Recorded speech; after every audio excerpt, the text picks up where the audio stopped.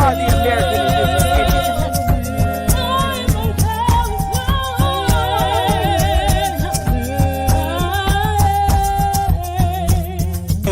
Copper color Indians, baby.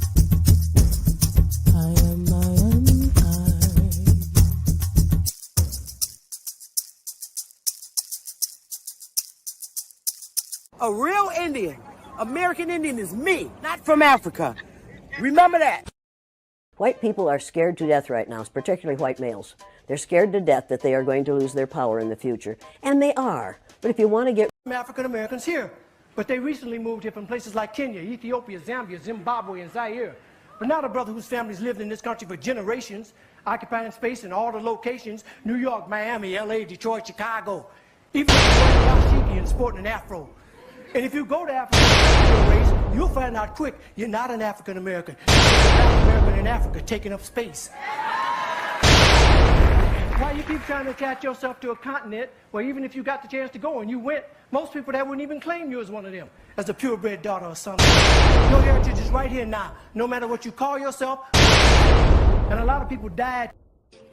And we are not Africans. We are not African. Are you an African, baby? I'm not no African. Nigga, you lying.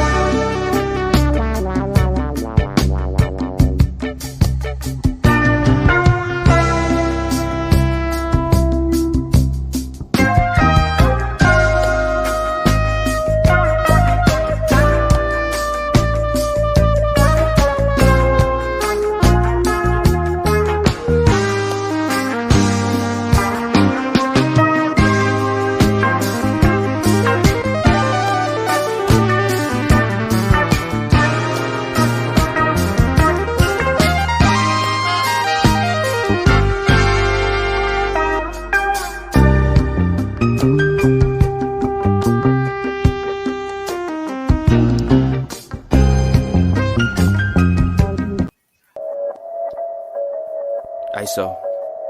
Dama. Woo! Hey, there's so many lies, so many lies. yo. It's too many, hey, it's too many, yo. It's too many, yo. It's too many lies. Look in my eyes, they know I'm the truth. Knocking them down every time I step in the booth. We ain't gotta lie, they know we the vibe, we living in proof. It's young conscious, shoot my life a movie, I live in a spoof. Ain't no sticking around, I'm on the move, I'm checking the dudes. Yeah, it's only us two, so you know we copping that coupe. We on the roof, smoking dope, look at the view. Yeah, we used to chill on the stoop, now we out here breaking the news. It ain't what you really could do, cause we ain't got nothing to lose. We ain't switch side with no cruise, we just stayed out of the loop. Now we out here letting it loose, every shot we took it was swoosh. Gotta get it, ain't no excuse, ain't shit left to prove. Hey, yeah, hey, it's too many lies, too many lies. Hey, it's too many lies, too many lies. Yo, it's too many, hey, it's too many, yo, it's too many. Yeah, ask them a real question, yeah, I bet it's all lies. Hey, they won't cross that line for a fact that's offsides. Hey, too much penalties when they run this back, yeah, it's fines. Hey, could've been here with us, but we do not force no vibes. Hey, she gon' try to whip and let me park it in the driveway. They just want the praise like they Yahweh. Getting so much bread, get a ride way. We done already won, yeah, that's worth the ride way.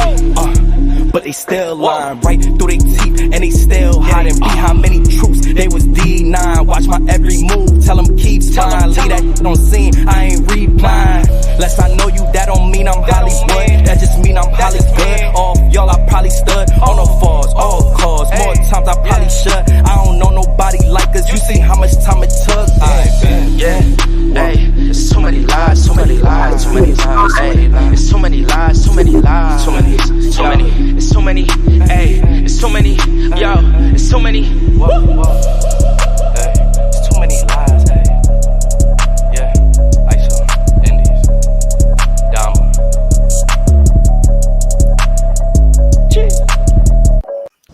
Yo, y'all know what time it is. I got the motherfucking day off. My body needed rest. So, you know what time it is. I'm fully rest. You know what time it is. Oh, you know what time it is. Ah, y'all know what time it is. Why the hell I got Monday off?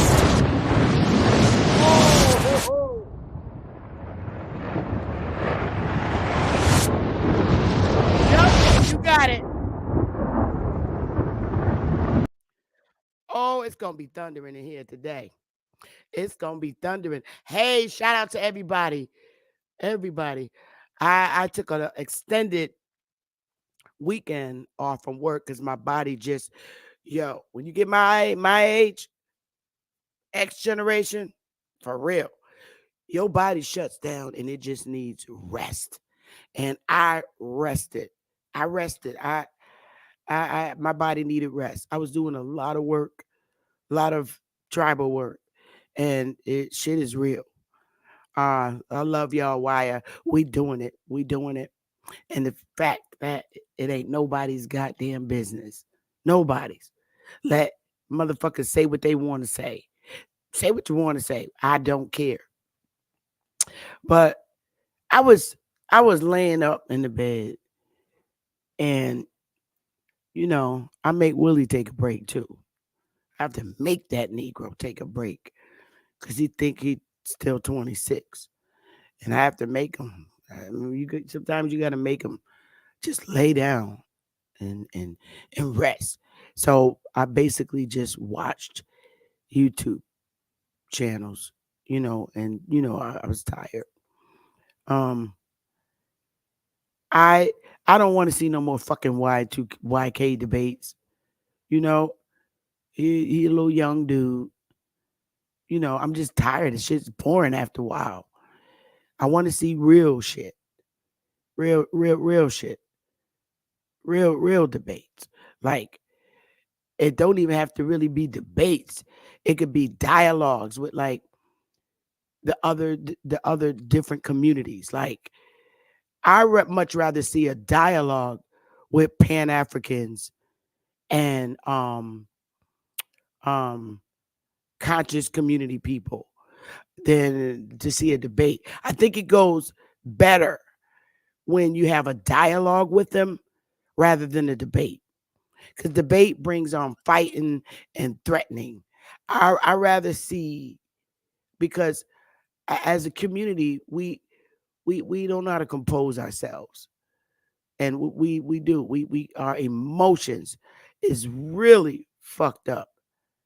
And that's because a lot of, study and having to live under a country's jurisdiction and being constantly being told instead of your um instead of you being acknowledged, you have to be told. And I don't like that shit. I don't. It Instead of us standing on shit, you're being told and guided. And we get enough guidance, whether it's negative or positive, from our parents in the school systems and the education systems. And I'm tired of that. At what point do you step out and see shit? It's like and through religious beliefs, all this guidance, it's just too much. And it's designed to make you not think on your own. We are our own individual beings. We're our own. And nobody owns you. Nobody owns you. Nobody should own your mind. Everything should be naturally thought from yourself, the individual, instead of somebody telling you, this is it. This is the truth. Because this study shows, no, nuh-uh. That's terrible, and it's something that always have been. Can somebody get me the date of the Gregorian calendar, please? And while I wait for somebody to give me the date of that Gregorian calendar, that we began using over here, I want to send shout outs while somebody get me the year of that Gregorian calendar when we began going by that. Hey, Warris, Yellowhammer Swakey, Anthony Lowe, Damisha, beautiful. Hey, Soul Brother, Great Lakes, Juice, what's good? Patrick Gabriel, all right. Kahi, who else? We got Juan, and we got Juice up in the house. Who else we got up in here? The Enemies Public. Who else? Shout out to everybody up in here and everybody watching. I know YouTube is lit today with me watching. Mike Pistol. Who else we got? Niji Warrior. Ooh, I like that. I like them feathers too. I like that. Frederick Jackson. Salute to you. You're a new person to see. I don't know if you came in through Twitter or what, but honor to you and welcome. Welcome. Subscribe to the channel. Hit the like button. Carlos X. What's good, baby? The realest N-word. What's good? Hey, y'all. We just gonna dialogue today. Let me see who else. Anybody get that? Hey, Darvis. What's up, Darvis? Anybody? Oh, 1582. Oh, okay. Thank you. So if February 24th, 15. See, that's very interesting. So, brother, because now if it's saying that lunar versus Gregorian calendar in question mark, maybe 1619 history, fictional story. Hey, Frederick. Hey, Lady Libra. What's up, girl? So is it 1619 or is it 1582? Well, I'll try both. Yeah, we know that. Okay, so brother actually got a date of 1582. Um. Oh. All right, let me hit that for a minute. Just trying. I just wanted to know the year because we started all over from year one. What year you got, DJ, of that calendar? I see 1582 in the chat. I see possibly 1619 with the fake Christopher Columbus story. And I'm not seeing a year. DJ, get me a year. Usually you be on point with a year. So I'm just trying to pinpoint it. That's all. 12 lunar months. Uh, oh, okay. It was instituted by Papa Bull dated. Okay, I'll rock with that. 1582. So I was looking for that because I said, okay, this explains a lot to me, and it's starting to make sense. See, when you start, all right, when you become adult. Thanks, One Truth, y'all. Yep, we got the 1582. Okay, cool. I'm glad because we needed that. I need that just for what I'm about to say. When you become an adult, all right, and you've been taught the American way, well, I'm not even going to say American because there's only one American, and that's this landmass, whether it's North, Central, or South American. They are the real Americans because this is the continent. Now we're talking United States, which is a separate thing, which is a country established on the American continent. So not everybody can say that they are damn American, and y'all need to know this. You say it if you want, but is it true? Hell no. Your lineage determines where the hell you came from. And that's just genealogy, period, point blank. You came in here on the ship, you got proof, you're not an Aboriginal. You're not an American. You're not from this soil. And that's a fact. Your lineage leads you out in Ireland and the other European countries. Stop saying you're American. You're not an American. That's this continent. Your country sits on the continent where you have citizens, and those citizens are not Americans. They're exactly what they are. United States citizens imported by the United States federal government. All right? There are millions of us that were not imported by the United States government, and that is proof.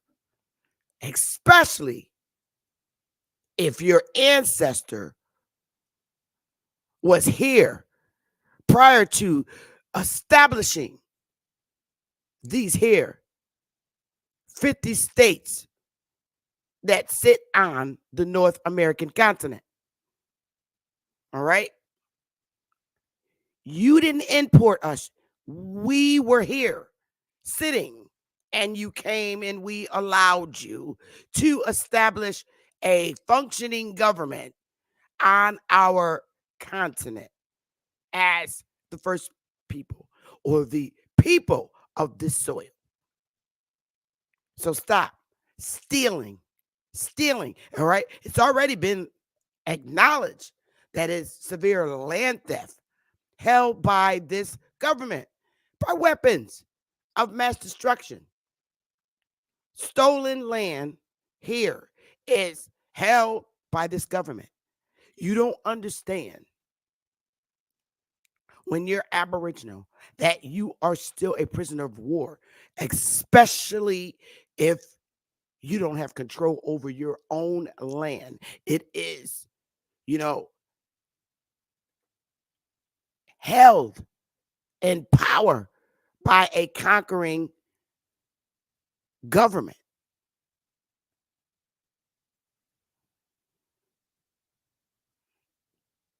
The Aboriginals have been held in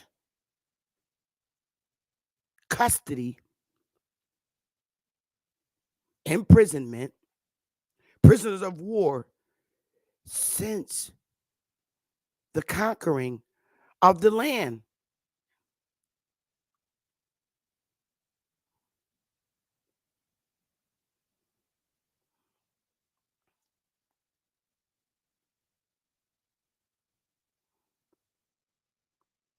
And that's a fact.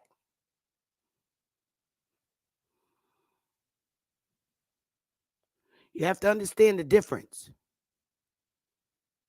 There's never been, ever been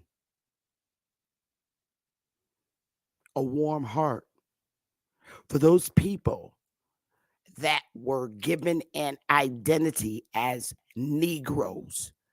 There's never been a pleasant moment for the Negro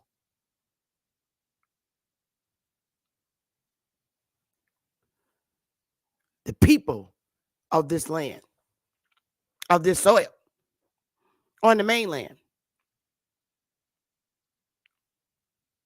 The only time it was ever peace is for people who sell out and agree to the conquering country. You have to understand that. They make a story and say, hey, thank you, Niji Warrior. They make a story and say, this is what an Indian looks like to us. The United States government, which is a country on the stolen people's continent. The United States said, this is what an Indian look like. They have straight hair. Yet, they have court decisions that says the bushy head wench, Negro, is of Indian descent. In their documents, they only talk about two hues of people, white and brown. No other physical descriptions. But they made up a description in which they wanted to tolerate. And this description happens to look like them because they were mixed in. I mean, when these bullies came in here and conquered, they came and conquered and dismantled everything that was established on the landmass. There is proof that there was a great exodus. They tell all their shit in the movies. It's always half truth in the movies, but there's a lot of truth to it. They tell what they're getting ready to do, what they're trying to do, or what they feel like they should be doing because they have the power to do so. And they show it in the movies all the time. Why do they do that? Why? Because when you evil and you've been holding evil for so long, you have to relieve yourself from that evil by putting it out in the universe by way of Hollywood movies, theaters, of what these animals are doing. Because see, some of the shit that's going on now, aliens have invaded the colonizers. Okay? You got your colonizers who invaded, and now you got aliens who are invading the colonizers. It shit is weird, man. Aliens, okay, invading the colonizers of the fucking land. And they're trying to develop things to catch these damn aliens.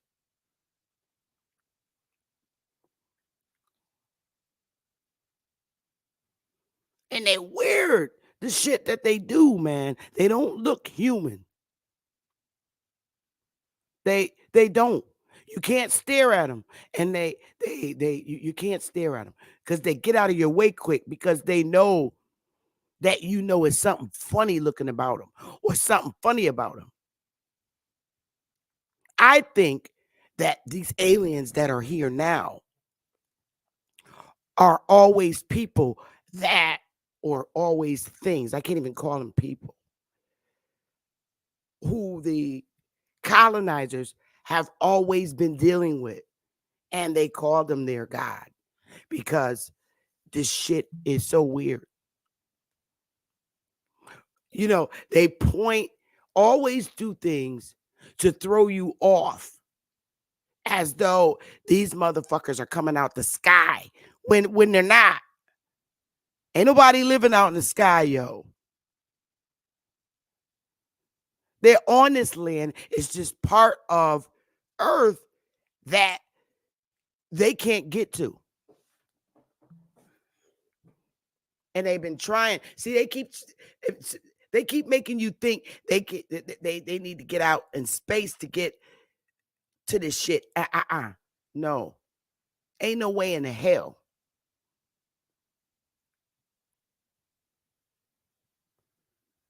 It's part of this earth that they can't get to. It's blocked off.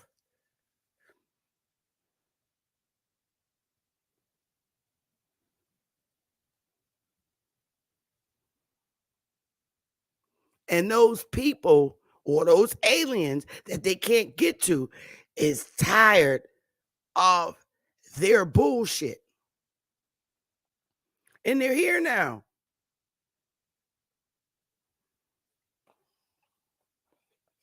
They're here. They are here. And they've been here.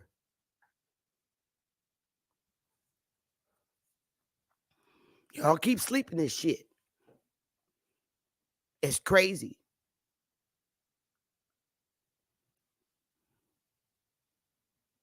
Weird shit is happening. Yo, the weather is crazy. Something's going on. And this government is not going to tell you when they're being attacked because they want the people to remain calm. They're not going to tell you the truth.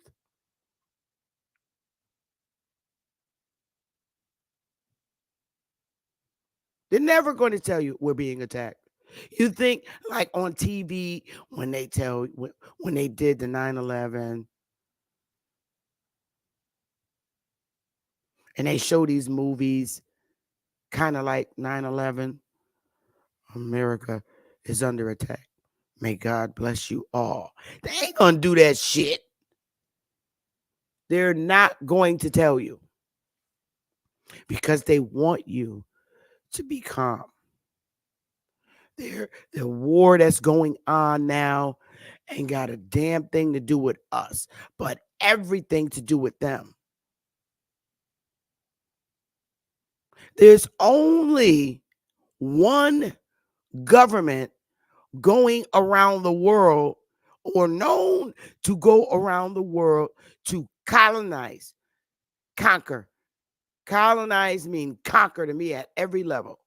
There's no other government coming around colonizing. I don't care what you say about China. I don't see China going in other countries colonizing. It's the difference between going to other countries colonizing and going to other countries opening up big chain businesses. I see China just wanting to do business. There's a difference. Arabs, any other race of people. Arabs, people from India, any country you can think of on this earth, I don't see them going around doing what the United States do. These 50 states, people, they go around the world colonizing in other people's countries or land masses or continents. I don't see it. Can you name another country other than the United States that go around and colonize. I don't colonizing and doing business is two different things.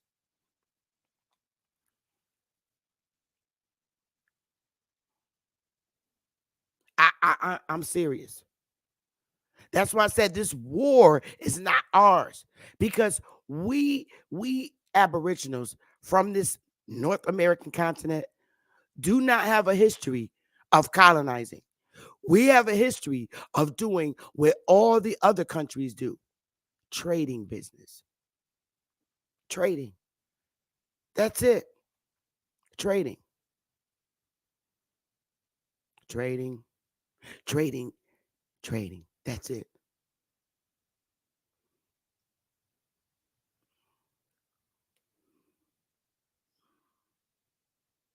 I can't name no other country that I could say is an evil country that went around and took the lives of innocent people just to be able to colonize. And every time they colonize in a country, it's only on a specific amount of land agreed on to the original people of the lands. They rise up and take over the whole fucking continent. If you don't think that's evil, then something's wrong with you. And I don't believe those should be, they're not our wars.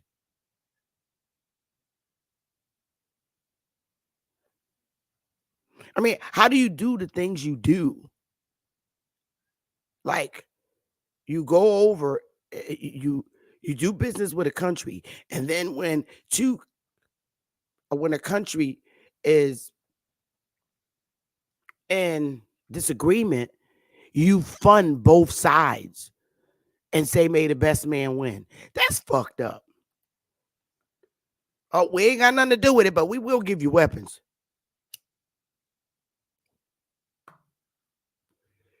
We ain't got nothing to do with it, but we'll give you weapons. That's fucking crazy. Insane.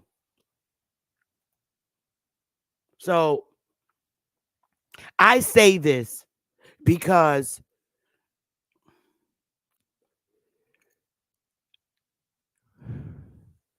the indoctrination is is something that we have to work on as people.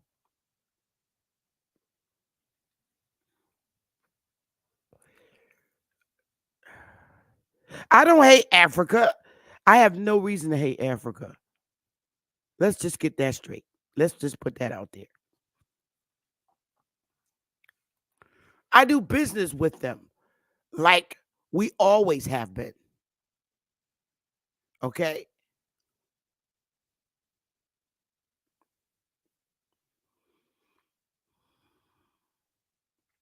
I do business with them.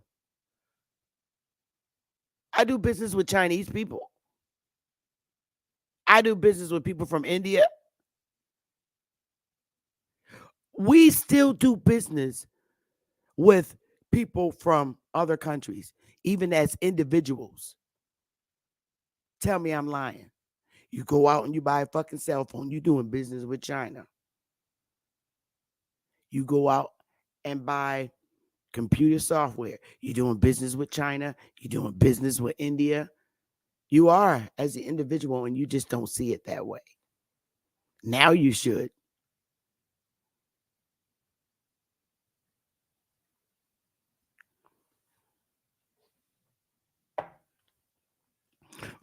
That's the real smart thing about China.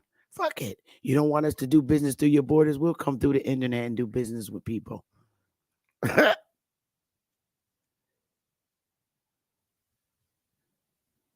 You want to keep us away from the people and give us a bad name? We'll just do business with them internationally through the internet.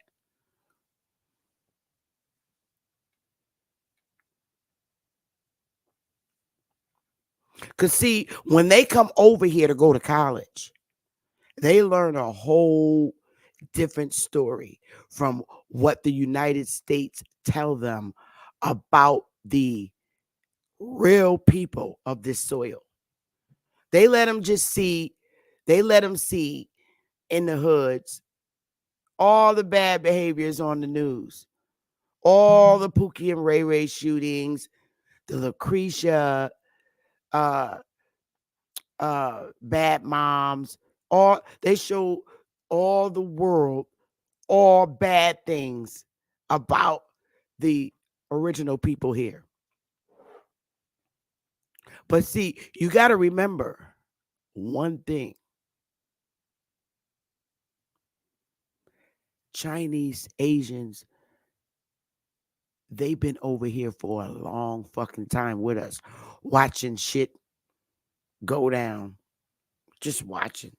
Because they only over here to open their restaurants, sell their products. They watching to see what the fuck is up. And they see what the United States did to the original people of this land. And they're aware of who the original people of this land are.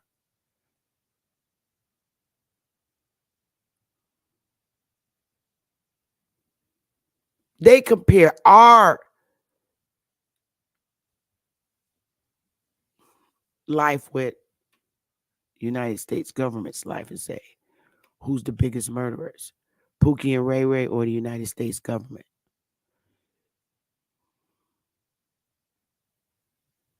Mm-hmm. Damn sure ain't Pookie.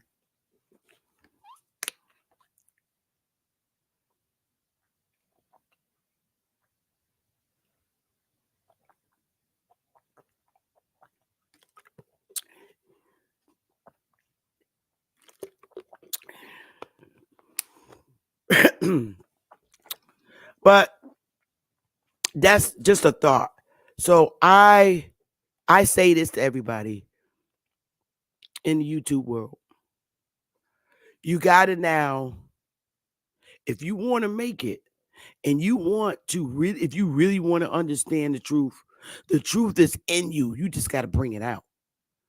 And the way to bring it out is not to buy the rhetoric designed by the government, the guidance. Yeah, at some point,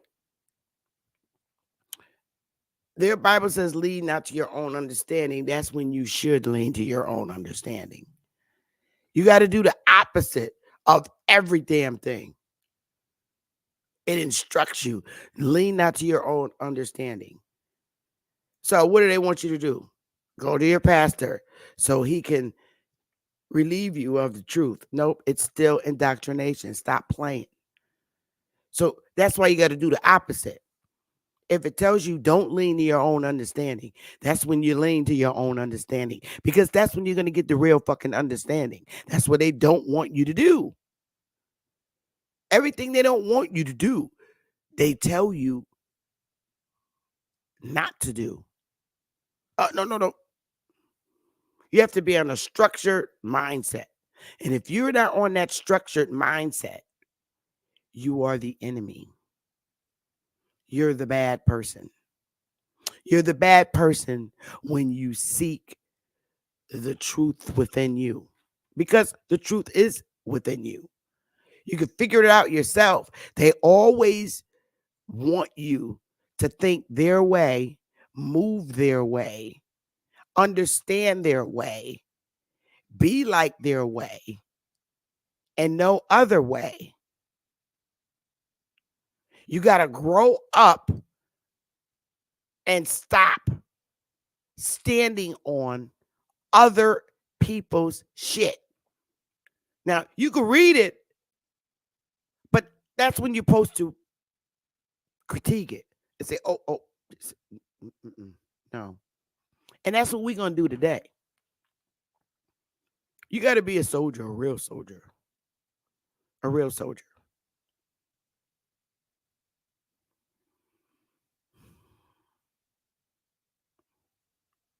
You got to stop being like, trying to be like other people. I can't stand when a sister tell me, you got to look up, you got to do. No, the fuck I don't. No, I don't. As long as you respect me and I respect you, that's all that needs to be understood. Don't try to make me like you. Don't. I'll never ever be like you because I'm me. I'm me, not you.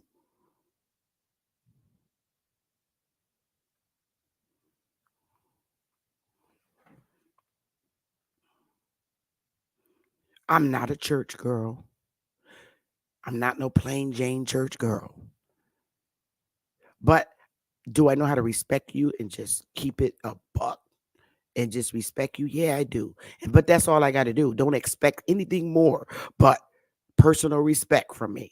Don't expect me to change and conform to your ways. That's not happening because then I become uncomfortable. Because it means I got to be like you. No, the fuck I don't.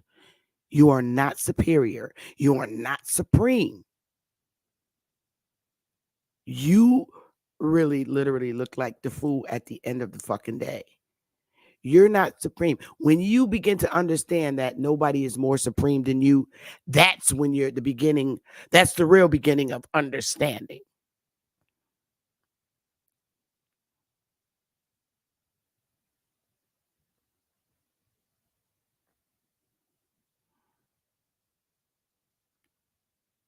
When you're not guided by somebody else that was guided, by somebody else that was guided, by somebody else that was guided. That's how you become indoctrinated and believing their way.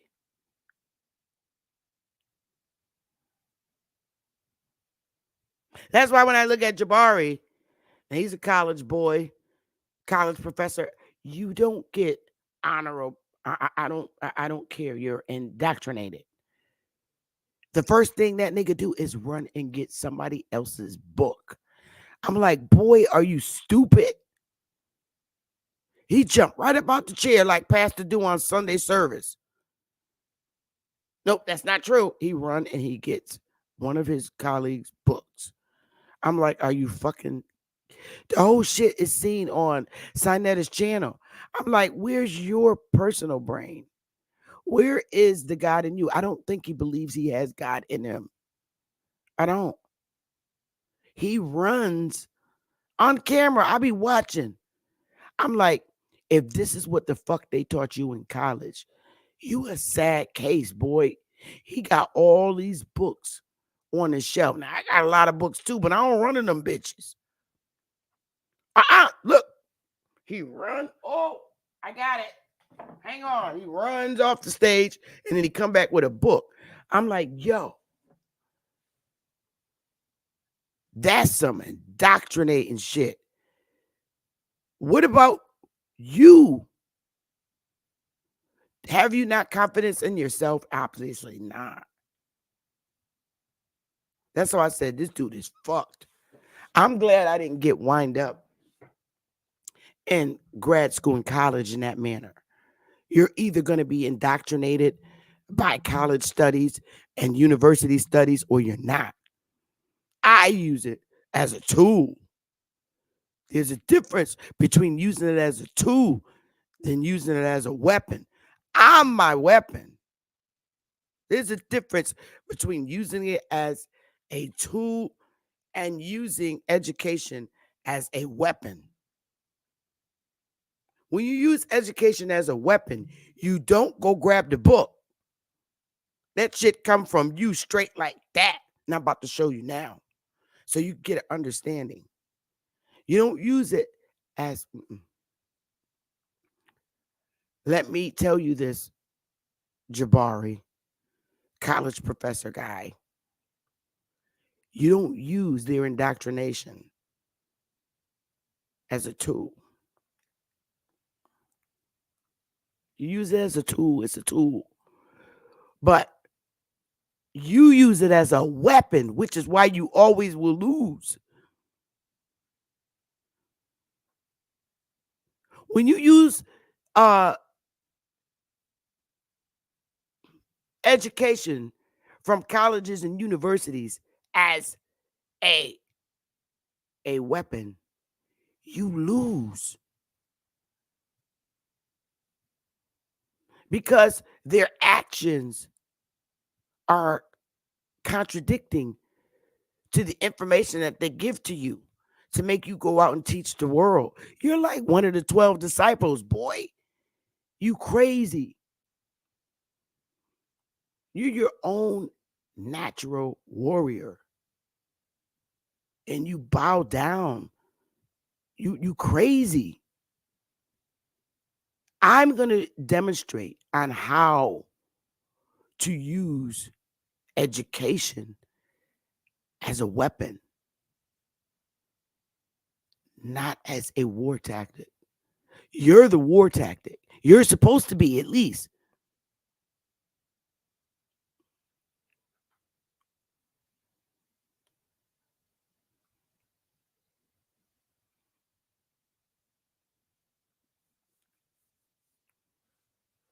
You have, let's get to the title, and then we're going to get to being the war tactics within yourself.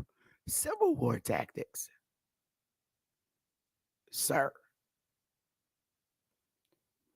We have undercover police officers from all sorts of law enforcement.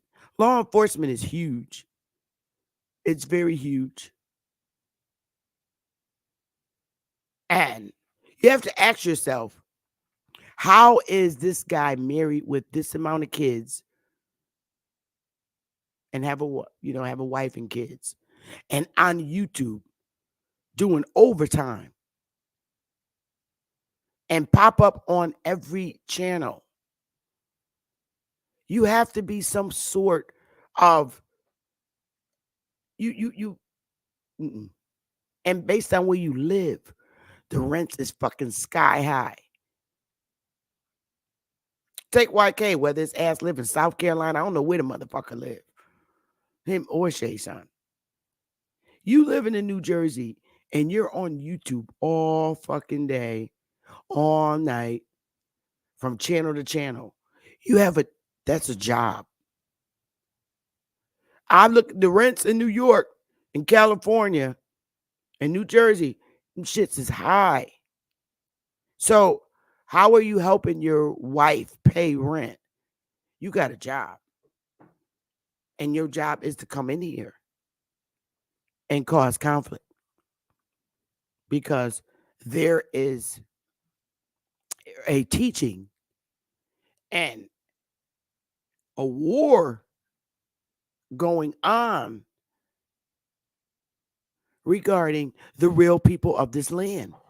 And what's being taught in YouTube is not being taught in the college, universities, elementary school, middle school, high school, public colleges. It's not being taught. What's being it's something totally different. It's called the motherfucking truth. That wasn't supposed to come out.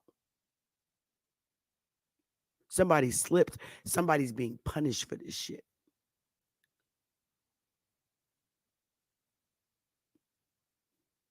Somebody's being punished for this shit slipping out.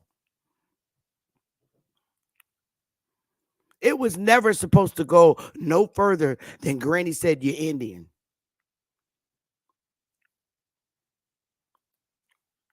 It was never supposed to go no further than that. Somebody got out of hand and off code. But we got Jabari. How long you think that motherfucker gonna last in YouTube? The sissy boy, as they define him in Africa. It's not working. I ain't giving nobody no more fucking uh Cash App gifts. I'm fucking done with that. I need my little 20 and 30 and 40 and $50. Not doing it. I'm just gonna be over here spitting my facts. We got too many insecure motherfuckers for me. Women. Yo, man. Look, I could be laying in the bed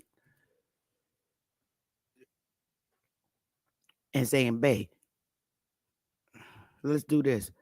And you just got these insecurities. I'm like, look, I don't want nobody's fucking man. I'm laying here in the bed with my own. I'm good. We both enjoying the channel together. And that insecurity is off the fucking chain, man. Yo. I'm good. I'm good. I'm serious. I'm good. Don't nobody want him but you, baby. And that's a fact. Anyway, let me keep it moving. Boy, it's good to have a motherfucking day off on Monday. I haven't had this in a long time. I think maybe I'll take some more extended weekends like that if it feels good. But I'm going to focus on my channel on nope, no more Cash App. I'm done with that, man. I think I gave enough Cash Apps and it's not reciprocated. For real. I'm done with that. I'm done. Until I see change. I really want to see dialogue with the other areas where our people were divided to. They were divided to the Pan-African community, the House of Consciousness community. I want to see more dialogue with that. I don't want to see the same police officers debating.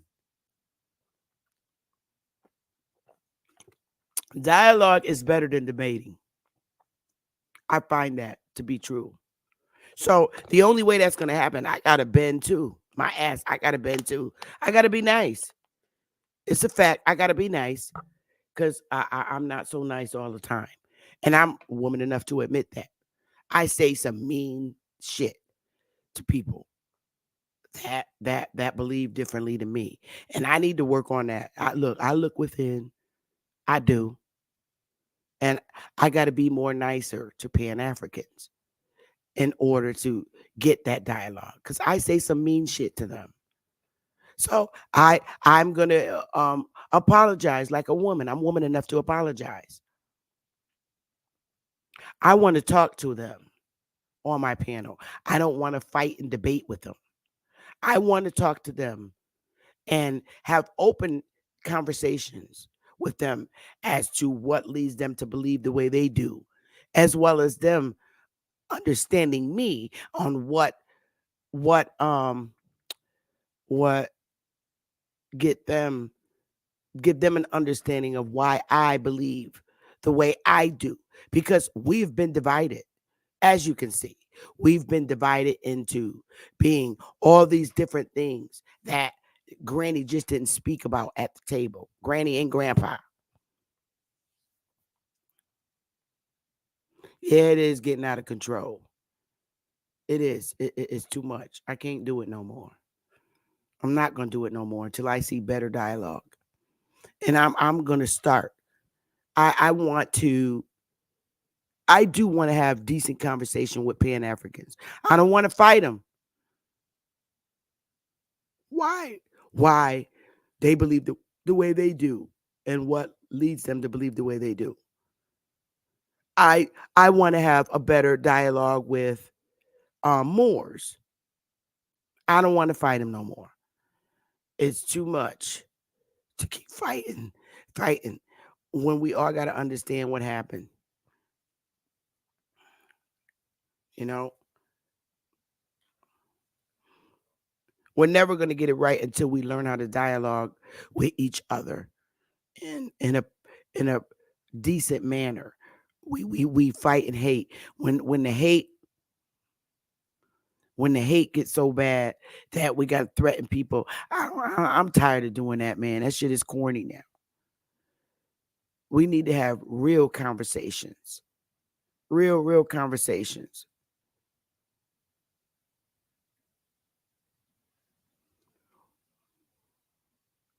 And we're all different religions. Why Hebrews believe the way they do. Why they own their only resource is the Bible. All these things. I'm tired of making fun of them and calling them names. I think dialogue is better. And I think great dialogue is what's going to heal us. So that's the shit I'm on now. I'm not jumping up on nobody else's piano cussing them out. I can't do it no more.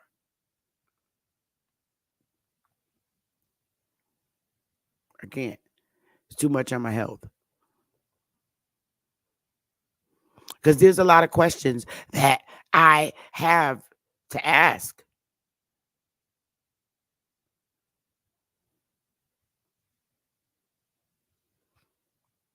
And there's a lot of things that I've researched. I don't only research through books. I watch movies because movies speak.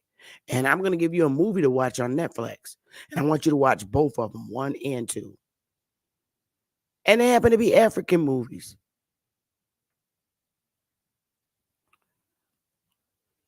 I learned some real shit in that movie.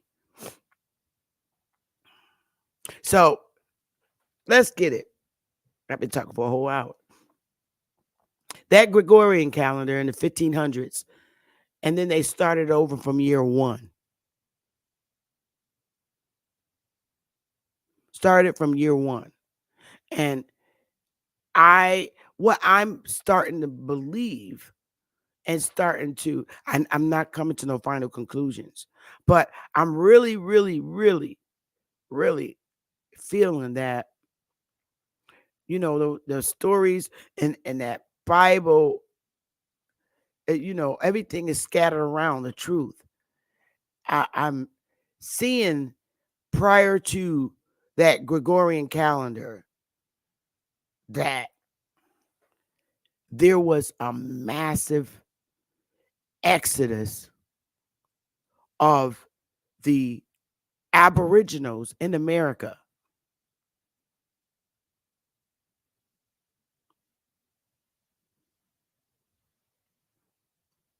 Put over on the continent today that we know as Africa. I'm starting to see that. I swear I am. That like millions of Aboriginals were taken from here and went and were put over there to populate that landmass. Because in order for what needed to be on this land to get it re-civilized, something like that had to take place.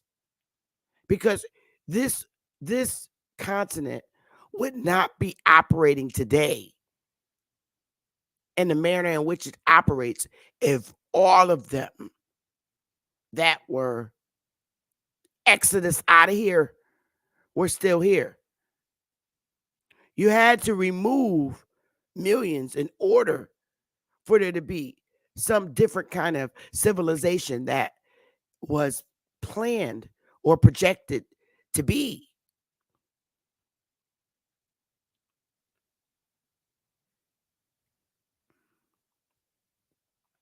This is what I'm seeing.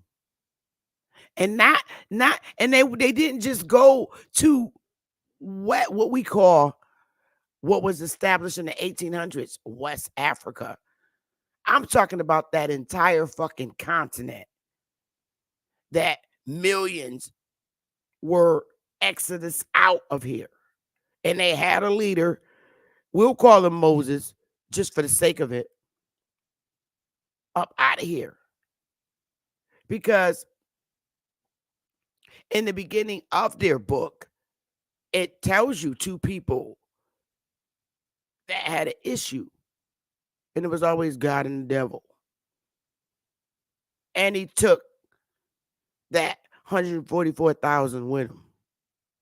I think that took place but before the Gregorian calendar. This is what I'm thinking that took place, because there was no real way over there of life. It was just desolate, a desolate area. And when I say this, because I watched a movie and I thought it was interesting. Let me look up the movie. Because I want you to watch it.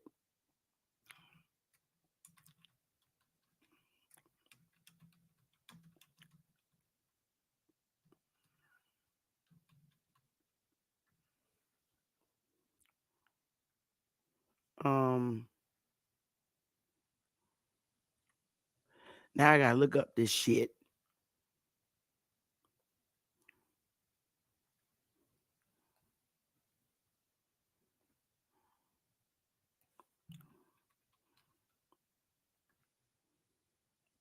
Uh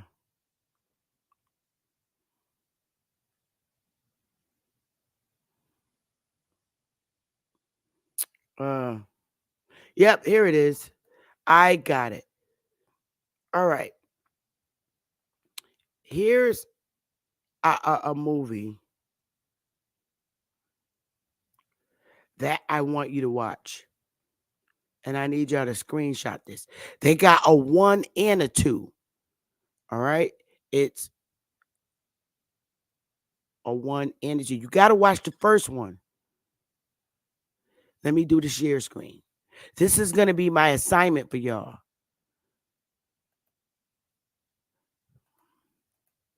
You got to watch both of them. Anybody ever see this movie?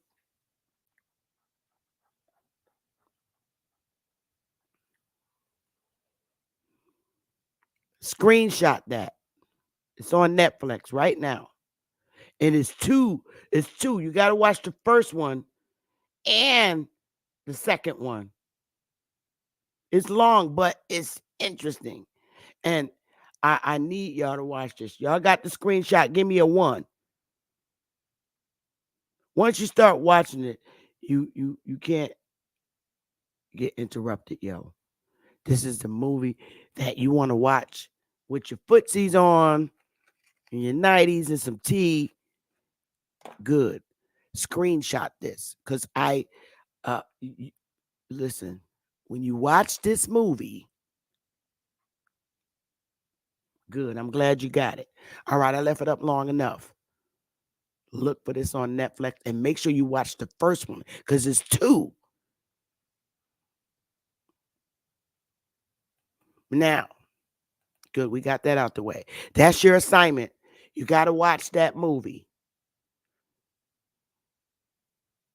Because when you watch that movie, you're going to really, really learn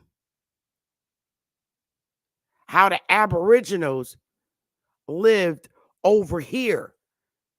And the way that they lived. Listen, I was looking back at some shit, because I'm like, well, wait a minute. I'm like, I had to piece this shit together. I'm like, before that Gregorian calendar, there was a mass exodus out of here, because 2 people, one identified as the devil, one identified as God. And he took all these people and they occupied that landmass, and they continue to live to this date and like an agricultural lifestyle, right? And I'm like, something's not fucking right. When you watch that movie, you're gonna be like, well, wait a minute. How can't get to set up like this. And then I'm looking at, let me see. All right. When you see that movie, this is what you're going to see.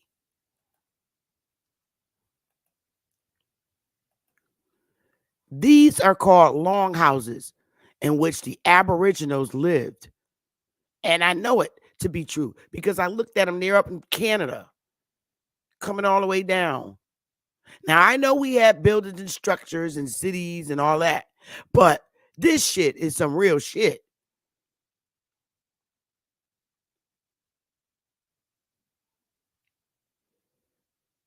And then I went and, hold up, let me do it the right way. Like Bap and them showed me. You got to share the entire screen. Share entire screen. All right. And then we was at the longhouses. Right. Now you look at these damn longhouses. Right. That's here on the mainland. You got them in New York and all this shit, right? And then when you go over to Africa, they got the same shit. Longhouses. I'm like, wait a minute.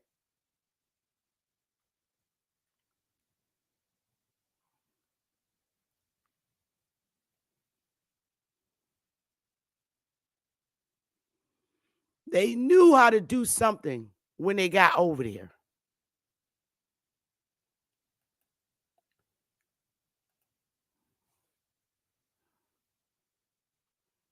The one thing they didn't build that was over here was the big tall story buildings like you see in New York. A lot of buildings was in New York already, in the inner cities, and we lived in them. That's the one thing they didn't build because they didn't have the tools. When they exited us out of here, they didn't take the tools with them. That's why they didn't build them. We always had the tools over here. That's why we were able to build those big ass buildings, story buildings. You see all them old structures. And me and Willie was talking about it because Willie's a fanatic for old structure buildings. It's a fanatic, and it could be a trade that he was in a former life due to his bloodline. Because that man, I don't care what highway we on, I can't stand to ride with him in the truck because he'll start taking pictures on the highway of old structures. And I'm looking at him like, nigga, if you don't put your hand on that wheel while you're driving 80 miles an hour trying to take a picture of an old structure, you're not going to get me killed. Yeah, babe, look, it's an old, look at that structure. Ain't nobody built them but us. So I see a lot of what the Aboriginals built here, and that same thought. They used dirt and clay and hardened it to make brick and mortar because that's what they knew how to do by brick and mortar. They knew how to make cement and shit. Them Africans, and so did the Aboriginals here. So if they exited us out of here and they knew how to use what was on the land to build their structures, the longhouses, they used what was on the land because they knew how to do it over here. And when they exited us out of here,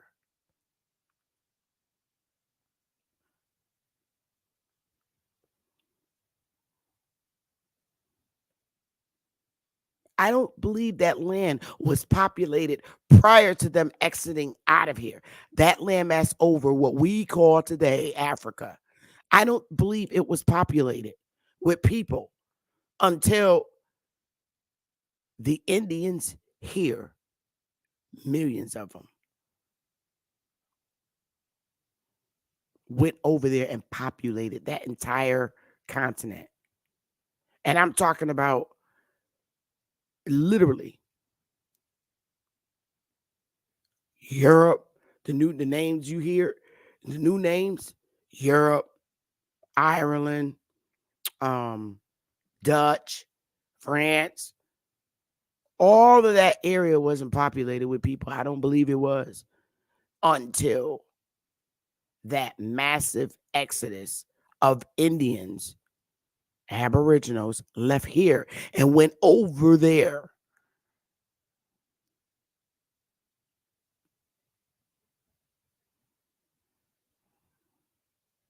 And populated it. Because uh, we know the Christopher Columbus story to be fake. And if you're going to explore, you know where you're going. And you remember through the passing down of your lineage about the life over here, but you never been here. So at that point, because you mass exited out so many thousands of years ago, you recall this area based on traditions passed down to you. While you're over there in that landmass called Africa now, you're going to sail back over here, which is what the fuck they did. I'm believing. Which is why I believe they stand on calling us Africans, that's not who we are. We mass exodus out over to populate that land because two people couldn't live on this land and decided to say, all right, we out. You had the God and the devil. So let's say Moses is the devil. And they exited out this bitch and went over and populated life over there. I'm looking at a lot of scenarios. This is why it's important to have dialogues with our people that have been divided, because them teaching this African American studies is only some shit that was written by college scholars who only want you to know this part. And that's what Jabari's standing on teaching, which is why his island ass can't shake it to think for his fucking self. So I much rather have dialogue. We got to figure this out. And we're never going to figure it out. Hang on, yo. I got a phone call. Give me a minute. See who the hell this is.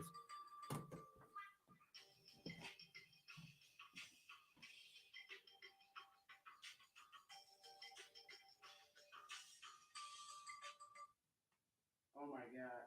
Who is this? Hello? Oh man. Oh, these people, they leave me alone. I'm off. So I'm going to have dialogue with much better people. And I don't think he's a great person to have a dialogue with. Not with me. I'd be somebody else.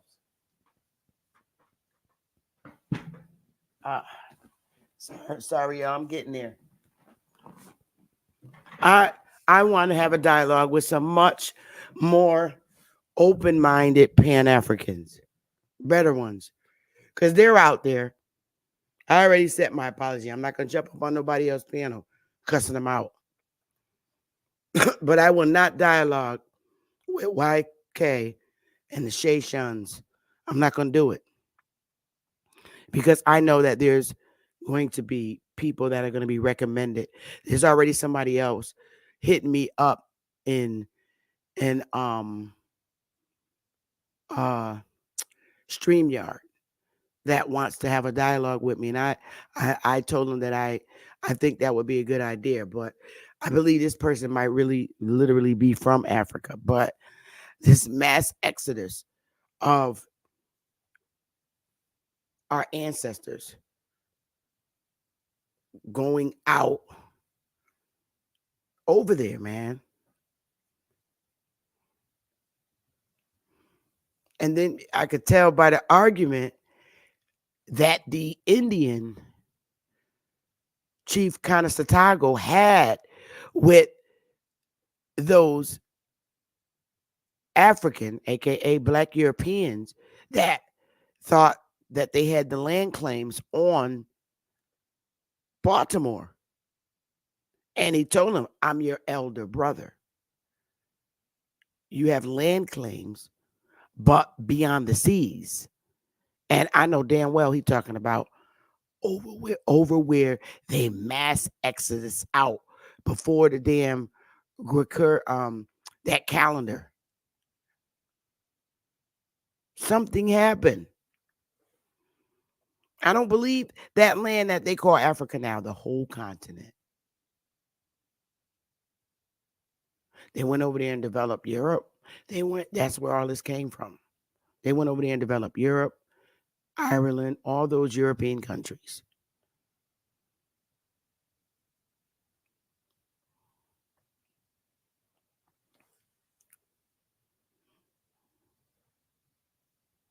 But we're gonna figure it out. I'm gonna get some real Pan Africans to come over here and debate with me. I'm gonna go and visit them and have them come and dialogue with me because I want to learn what they learn. So we can put things together and figure it out, because that's the only way that we're going to be able to have real conversation, so we can make some real sense of this one particular group of people that have so many racial classifications in this country on our continent. There's something very peculiar about us. We are a peculiar people because we're the only ones on the planet with so many racial classifications. I mean, this government literally came over here and created a fucking Indian outside of the Aboriginals that was already here. They created their own Indian. And that's what people are forgetting to understand. You come over here, and that's why you see people like Rob Noxious, who's a Slav, jump up on the panels and say, hey, they had straight here. No, the white guy said that the Indian had straight hair. Ain't nobody said that but the white guy. They created the Indian who they wanted to be the Indian, just like they acknowledge the 5 civilized tribes that they wanted to acknowledge. But you got to remember, it's a country on our landmass acknowledging and not acknowledging us. We don't have to get permission from the country to be who we already are. That's the supremacy right there. You're giving them power over you when you say, hey, can you acknowledge me? No, you're not getting that kind of power. You have to we don't care if you acknowledge 5, 6 civilized tribes. You are not superior to us. We don't need your acknowledgement to be who we are. That's bowing down, saying, hey, could you recognize me? Can you acknowledge? No. You do not beg a country that was created on your continent to acknowledge you. Who are you? No. You shouldn't give a rat's ass whether they acknowledge you or not.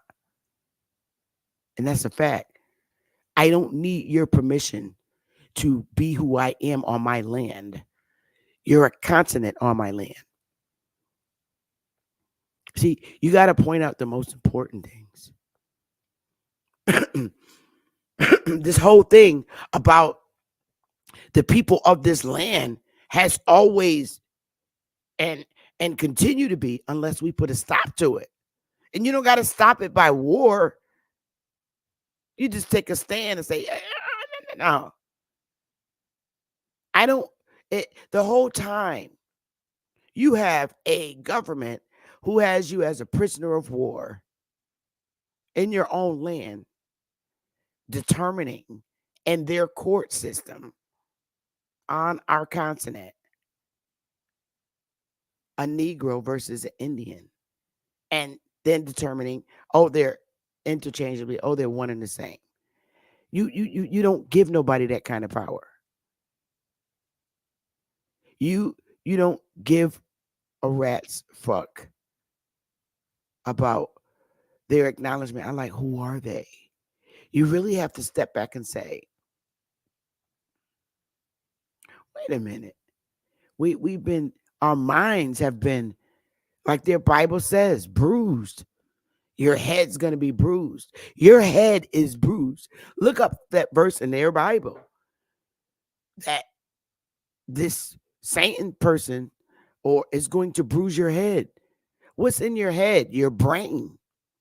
Your brain is in your head. So how do you bruise a head? You instill a fucking lie and a fantasy in somebody's head, and they stand on it and believe it, and you become that bruised person that their book speaks about.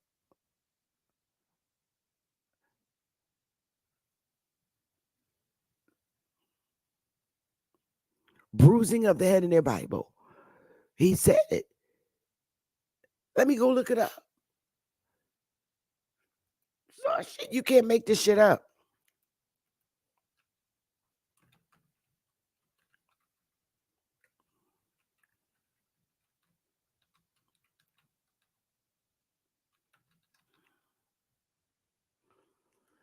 All right. Here it is. It's Genesis chapter 3. Their Genesis. This is all this doctrine of discovery. This is them doing this. You gotta figure out, how did you get bruised? How the hell did you get bruised?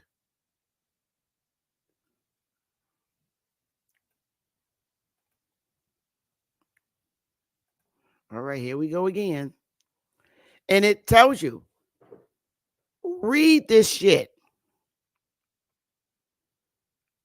And I will put enmity between thee and the woman, and between thy seed and her seed.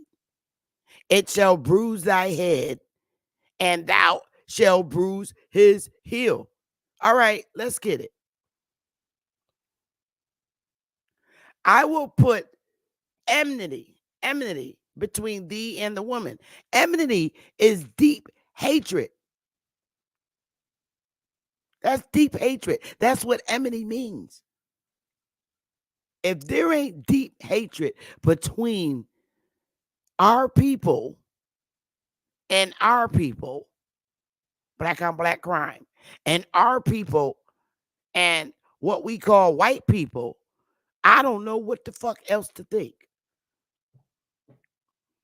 There is no hatred over here between our people and Chinese people, our people and Jewish people, our people and Arabs. No deep hatred. There is deep hatred between our own people, black on black crime, and our people here and the United States government, who happen to be a lot of white colonizers. That's where deep hatred is. And between our kids and their kids. And it shall bruise thy head. How do you bruise somebody's fucking head? Education and religious indoctrination. You're fucked. Because you, you're really, literally fucked.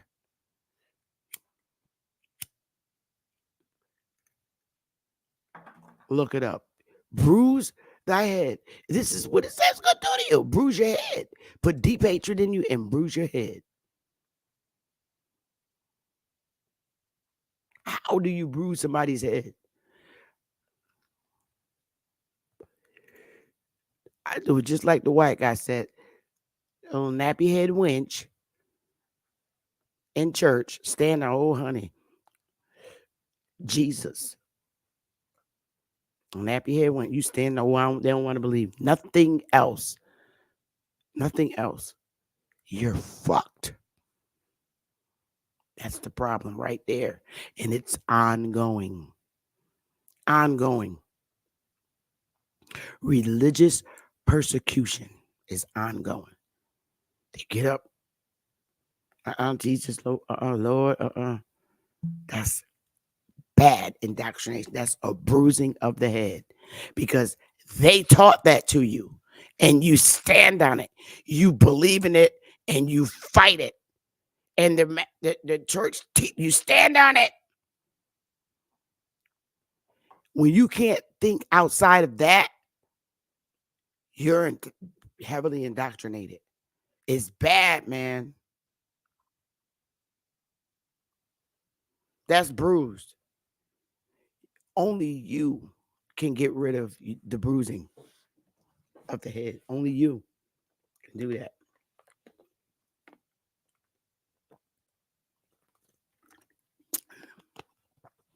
All that standing over and praying and breathing blah, blah, blah, blah, over you. Don't do that to me in church.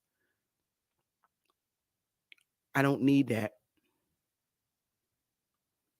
Don't do that. I can go directly to the Creator. They told you that you had to go through Jesus to get to God. They told you that. That's how I know it's a lie. Moses didn't have to go through Jesus. Remember, he split the sea. It was no Jesus around. They told you that. But y'all don't want to hear that.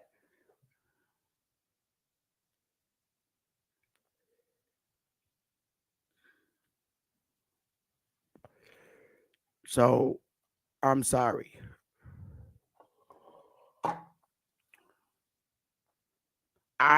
I don't want to hear that. They told you in that book that you have to go through Jesus to get to the Creator.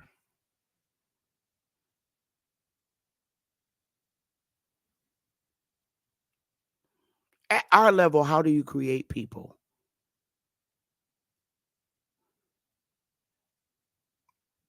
You fuck.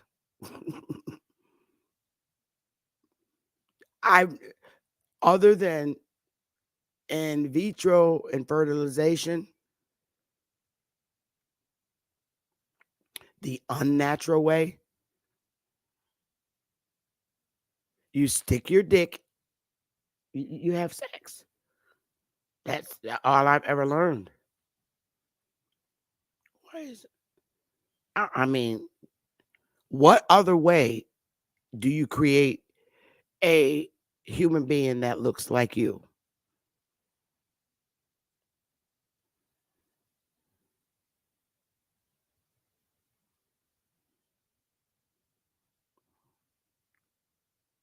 I mean, they have a story in the Bible where Mary was a virgin and an angel came down and visited her and impregnated her and told her that she was carrying the Christ. So either he did the nasty with her and she got pregnant, or he took a turkey baster and squished sperm up in her. There's no other way of creating a child. I'm not into the fairy tale, little school way of Bible school of teaching the fairy tale. Sunday school. She was a virgin.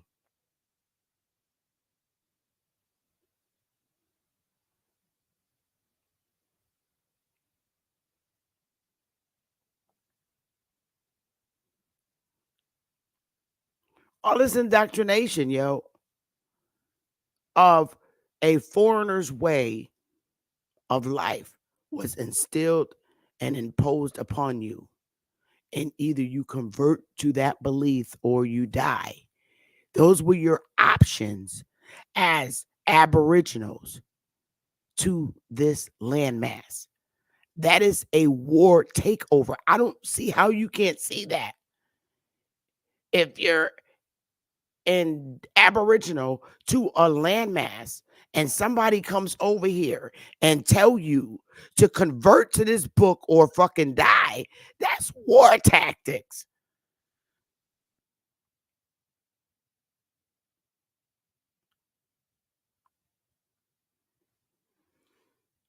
And then they tell you in there, that's indoctrination. And guess what? They carried that practice on into the college and universities. You stand on the white man's research, his scientific ways, his theories, medicine, all of it by hypothesis. And you got to believe that. Who the fuck are you to tell me that the way to find the truth out is through a hypothesis and a study? We asked 1,000,000 Americans. First of all, are they fucking Americans? Or are they United States citizens? They need to get the language right. You asked 1,000,000 Americans their feelings after taking this medicine. What side effects? What did you feel? I got a rash. I got heart palpitations. I got foggy headed. My vision is blurred. All this shit. You asked 1,000 different people. Okay. So now you can take this medicine. It's safe because we asked 1,000 people what they felt. This amount came up with that. So it's safe to take it. You know, that same medicine for sugar diabetes. These are the side effects because we asked 1,000,000 people. So it's okay to use it safely. You're going to get this. All of it's based on hypothesis, theories. And it becomes approved by the FDA, the American Medical Association, all this shit. You're indoctrinated to believe that theories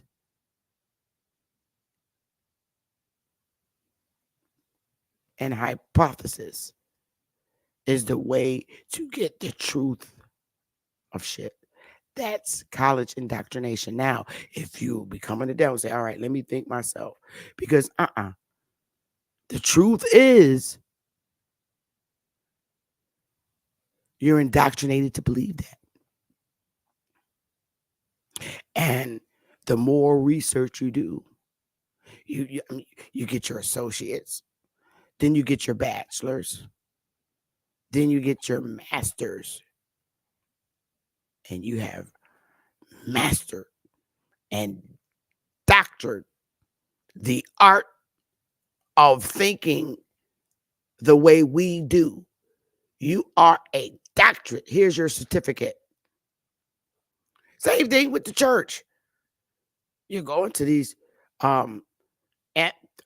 theology schools, you have mastered the art of teaching Christianity.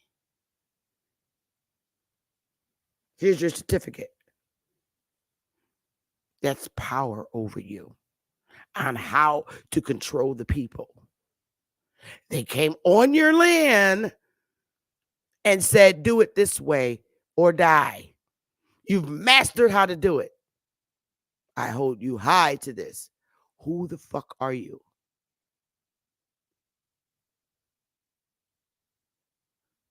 Who are you? That's war. That's war. They took over you. They took over your mind. your way of thinking. And that's why you get people like Jabari. Well, see, I think it's this way because we did this study and my colleague did that. And because they came out with this, and it's the right answer. No. No. That's not the right way. It's the wrong way. You're using it as a tool. Like I told you, there's a tool and a weapon. When you use college information as a weapon, that's when you know you're a warrior. Because when you use it as a weapon, you coming after they ass with their own shit. Now I'm going to give you an example of using it as a weapon. When you master the art, their art.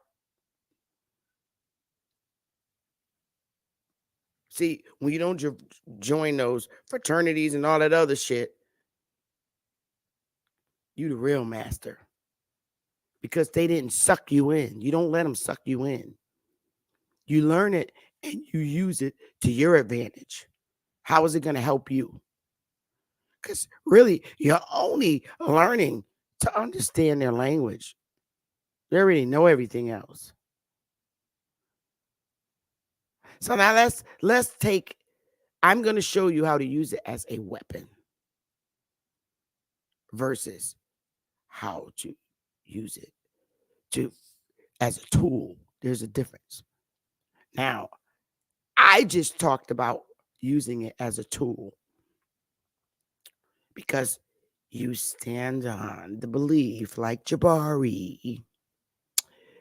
Well, this study shows that 50% of this and 20% of this population, all that's their tools.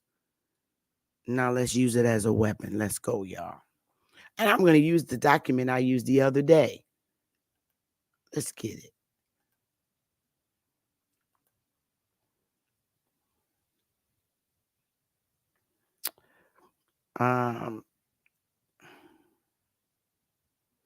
Let me get to the part where I want to use it as a tool. Now we're going to use it as a tool. We showed you their tools that they use. Their research, they're called research tools. Right? I'm going to use that. Now let's use it as a weapon. This is what makes, and now you're going to learn why people like Jabari and all these other Pan-Africans that frequent our channels, why it makes a monkey jump. Because you went off cold.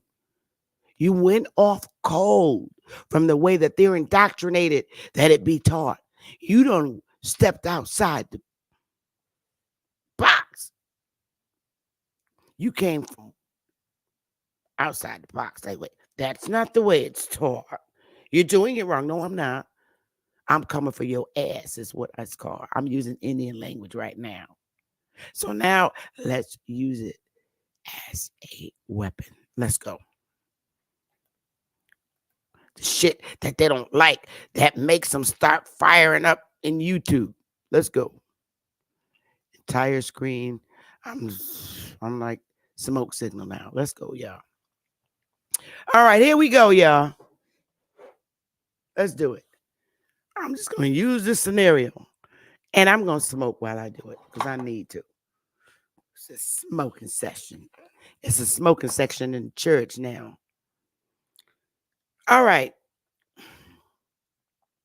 The North Carolina Joint Senate, this is in 1871, and House Committee interviewed the Robeson County Judge Giles Leach about the free persons of color living within his county. Let's go. Half of the colored population, this is the Senate asking, half of the colored population, and the judge says, yes, sir. Half of the colored population of Robeson County were never slaves at all. Yo.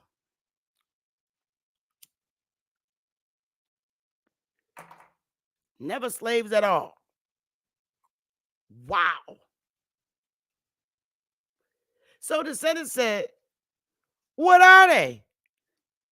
Are they Negroes?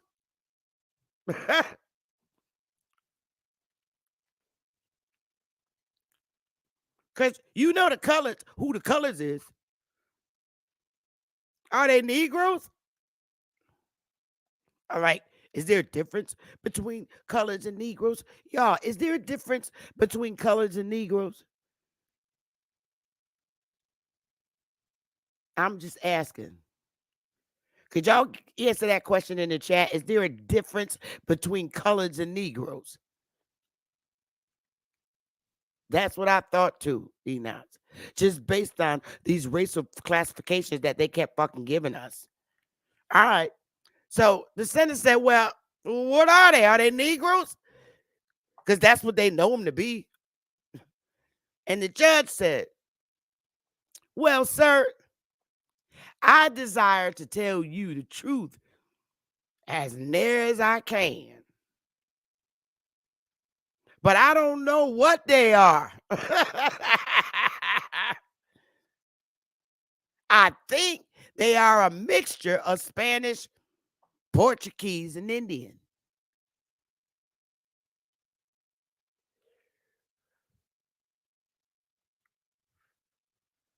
All right. So the Senate went back at him again. You think they are mixed Negroes and Indians? Because he ain't even say that. Yo. The judge said, I don't know what they are. I think they're a mixture of Spanish, Portuguese, and Indian. So the Senate went back at him and said, you think they are mixed Negroes and Indians?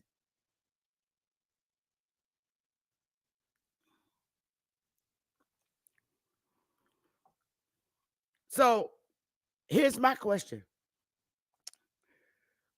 When Judge Leach said that they are a mixture of Spanish, Portuguese, and Indian, right?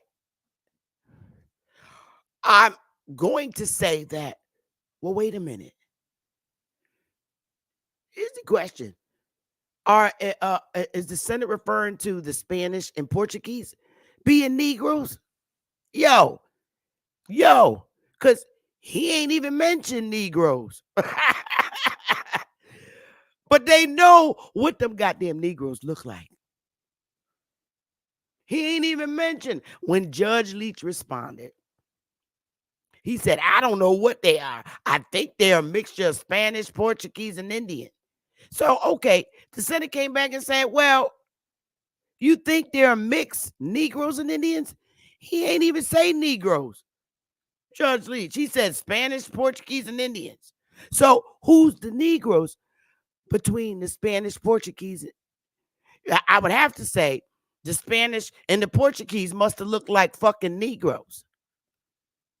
If that's what you're saying. Because they was like, he just disregarded the mixture of him saying Spanish and Portuguese. So did the Spanish and Portuguese look like niggas?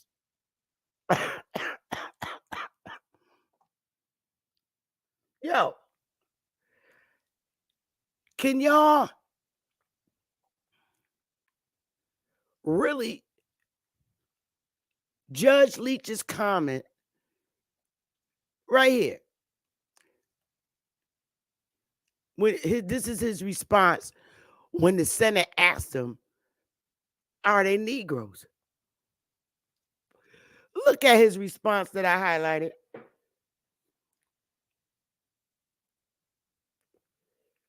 Look at his response that I highlighted.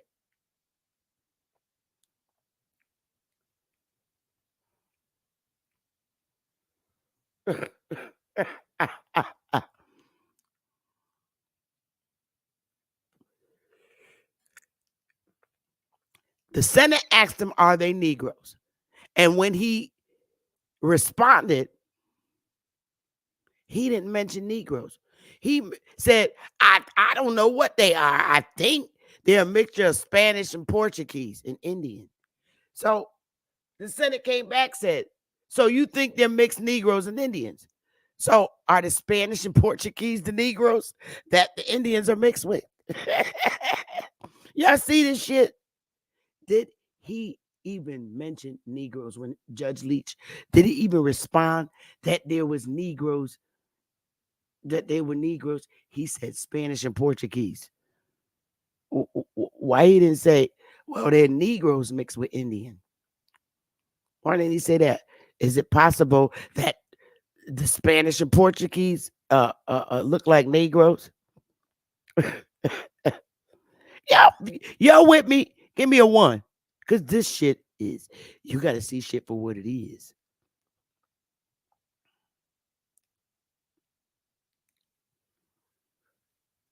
So the Senate said, you think they're mixed Negroes and Indians. That's what you're saying. So the judge said, here we go. I do not think that in that class of population, there is much Negro blood at all. So if this is the whole colored population, you said there ain't no Negro blood at all. Of that half of the colored population that I have attempted to describe, all have always been free. They are called mulattoes. Hold up. That is the name they are known by, as contradistinguished from Negroes. I think they are of Indian origin. Wait a minute. Hold up. What? Yo. What the hell is a mulatto? Please, could someone, we in North Carolina, North Kakalaki. What the hell is a mulatto, y'all? Come on, I'm waiting for the answer in the chat. What the hell is a mulatto? Somebody please.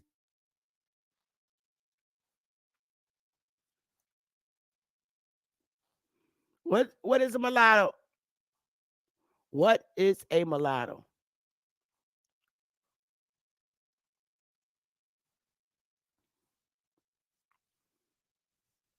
Correct. If we use modern day words, what is a mulatto?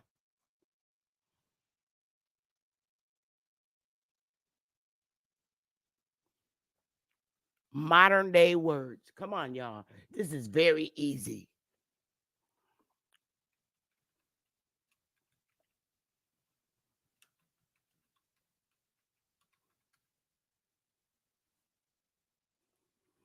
God damn, do I have to put this out there? Y'all got to use y'all thinking caps. It's almost noon. Mulatto, in modern day terms, is half black and half white. Damn. Come on, y'all. Wake up. Thank you.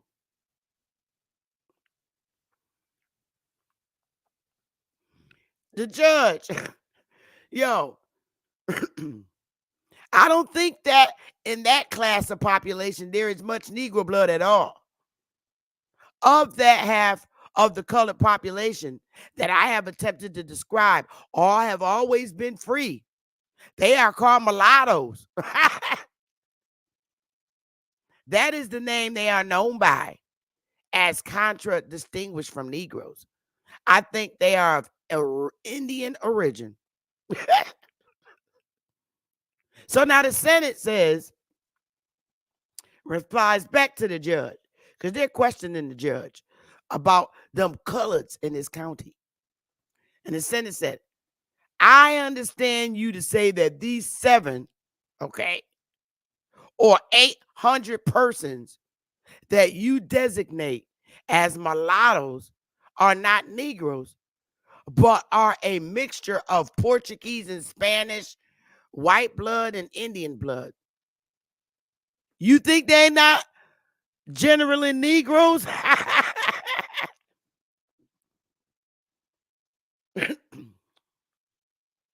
I know that ain't nuts. They said the Senate came back because they don't give a damn. They seeing you as a damn Negro. And that judge, this is the senators. I understand you to say that these 7 or 800 persons that you designate as mulattoes are not Negroes, but are a mixture of Portuguese and Spanish, white blood and Indian blood. You think they are not generally Negroes?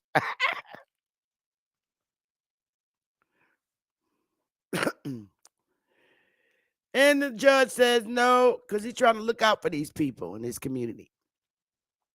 Judge Leach says, I don't think the Negro blood predominates. So the Senate said, well, the word mulatto means a cross between white and Negro. Yo, you can't make this shit up. You can't make this shit up.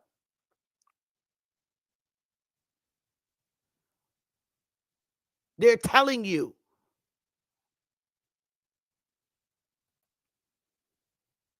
The word mulatto means a cross between the white and the Negro. Judge, why are you trying to lie? Because they asked him a couple of times. You don't think they generally Negroes? You just said that they identify as mulattoes.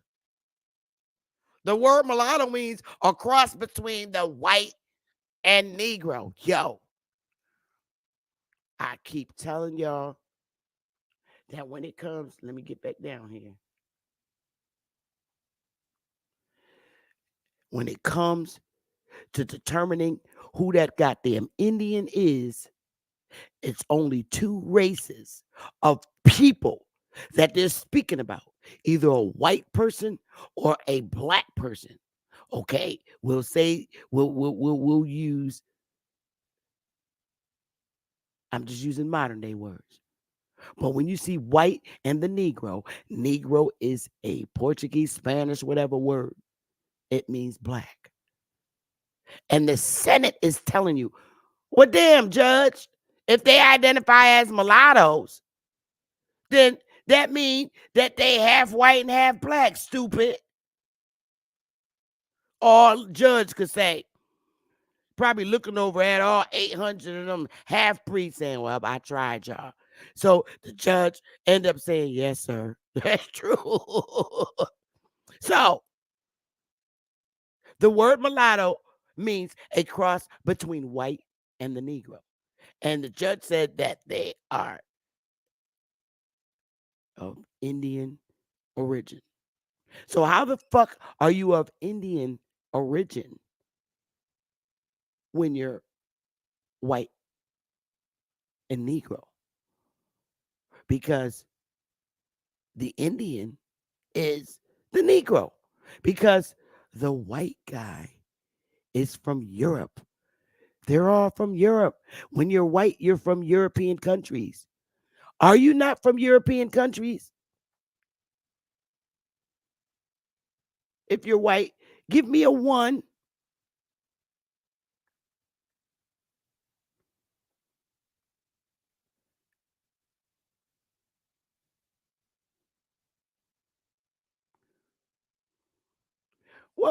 Well, Pamela, I mean, when you're talking European countries of today, we're talking about England. We're talking about the UK. We're talking about we're talking about, Ireland. And I know that there are dark people there too. But when you're like identifying as a white people as we know them to be today over here that are senators and representatives, they're white. So if this judge is saying that they are of Indian origin, who's the Indian, the white person or the Negro? Can't be the white person because we know they came here. Indians are people that are from this soil. White people are not originally from this soil. They came here and set up the United States with, some black Europeans too. So the senator said the word, if they call themselves mulattoes, goddamn it, well, mulattoes is white, a cross between the white and the Negro. And the judge was like, oh, he got me. Judge Leach said, all he could respond is, yes, sir.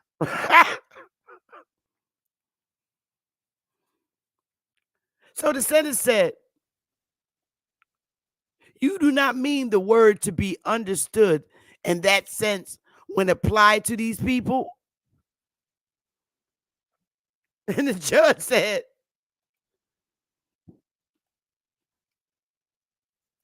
I really don't know how to describe those people.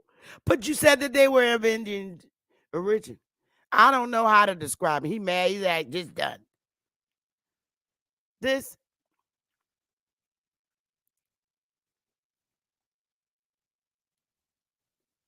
And then they go into somebody writes a connotation. Even person not considered to be a Negro ancestry could be called mulattoes as late as the 1870s. The term Portuguese used here to infer Spanish and Indian ancestry. Portuguese also used by persons of North Carolina origin residing in South Carolina, Tennessee, etc., to describe mixed Indian white persons from the North Carolina, Virginia border area during the same time period. Yo,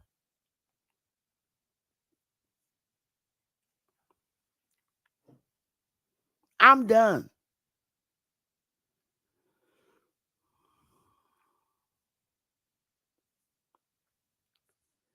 Then we go down to here in Virginia in 1752. Runaway from the subscriber living in Hanover County.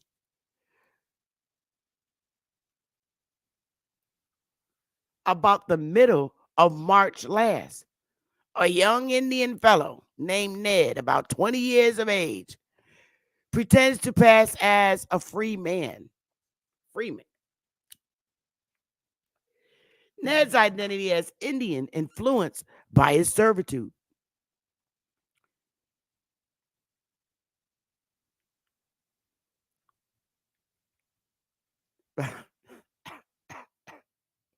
Then you get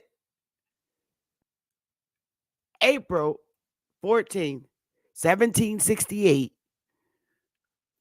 Isaac, an Indian slave, aged about 40 years old, runaway from my plantation on George's Creek in Buckingham. He was born and lived many years on the brook of Chickahominy and has some connections in Goochland, where he may probably be at present. He wore long curled hair before his elopement, but his countenance and disposition are altogether Indian.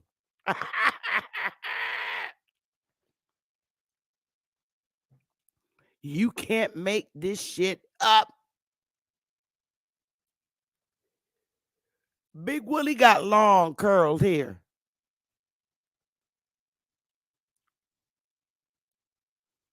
And disposition are altogether Indian.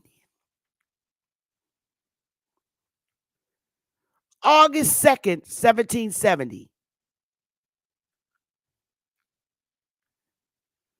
Committed to the prison of York, a Negro boy who says he is free and was born in the Indian town of Pamunkey River. York's identity as Indian influenced by his servitude. Yo, you can't make this shit up. Little Negro boy was an Indian.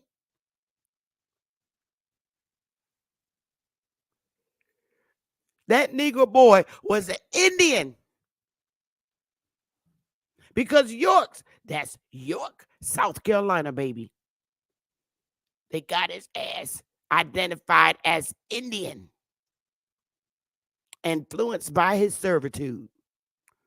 I keep telling y'all that damn Negro is the Indian. What part of this do you not understand that Negro to be?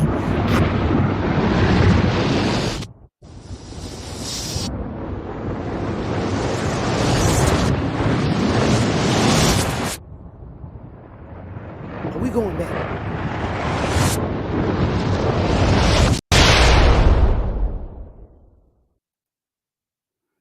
I keep telling y'all. Even the Senate fucked up the judge, yo. He had to go down to yes, sir. But it was like the Senate was like, if they identifying as mulattoes, what the fuck? Judge was like, yes, sir. I can't play with these college professors who take pride, like Jabari, because he got his head, a pat on his little bald, shiny head from the white man. I, standing proudly. He's a college professor. I am a professor of college. Yeah, Jabari. But just like I showed you, and I have higher credentials than you, by the way, there's a difference between using it, your college education, as a tool versus using it as a weapon. I just demonstrated as a weapon. But see, Jabari will walk in here and say, oh, well, they're white. So the Indian, they're definite. No. Remember, white people came here. They're not the Indian, Jabari. Nice try. You can try it all the fuck you want. But it's not going to work. And this is the shit. This is why you tell Top Cats to shut up. Don't speak. If you let Top Cat speak again, saying that I'm not coming to your channel no more, because it's fucking with your indoctrinating power. And you don't like it, Jabari. So when he see people like me, that motherfucker run. You better haul ass. Because I'm not in your sorority.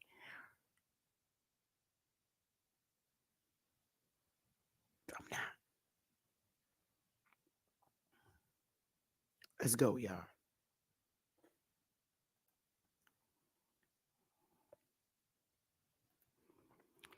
Let's go.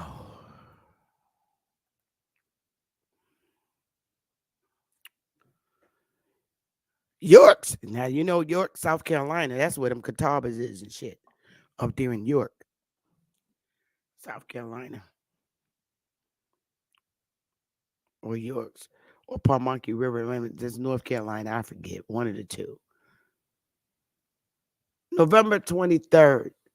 But, I mean, this is in August 1770. I'm sorry. August 2nd. Committed to the prison of York. A Negro boy, who says he is free and was born in the Indian town on Pamunkey River. York's identity as an Indian influenced by his servitude. Adam Indians did that servitude. The Indian, a Negro boy.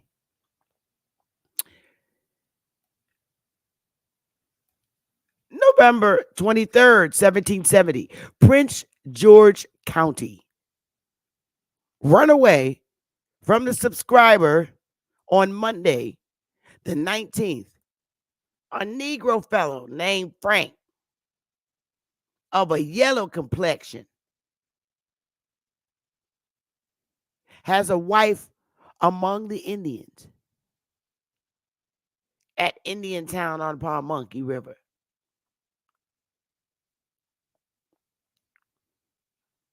Hot mess. September 24th, 1772.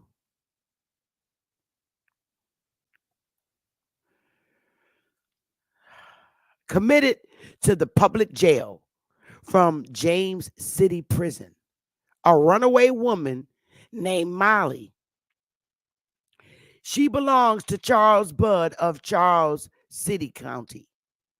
About 40 years old, has a prominent nose, and by her complexion would pass for one of the Indian race.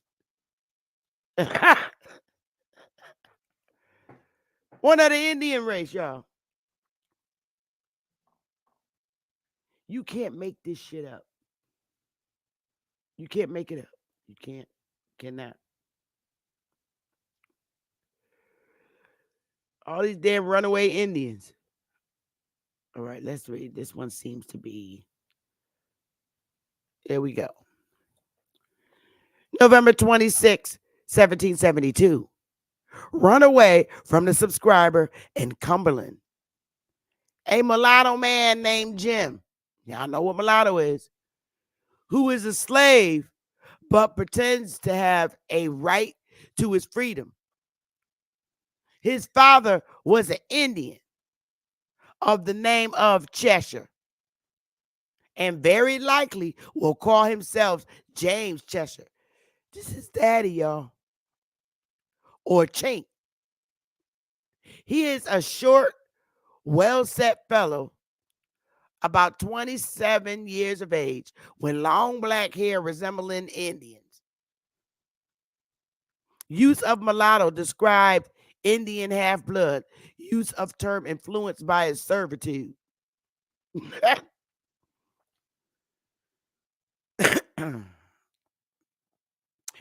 December 3rd, 1772. Committed to the jail of Surrey County, a Negro man who says his name is Tom and that he belongs to Benjamin Clemens of Sussex. Appears to be of the Indian breed. Person of obvious Indian ancestry described as a Negro. Yo, you can't make this shit up.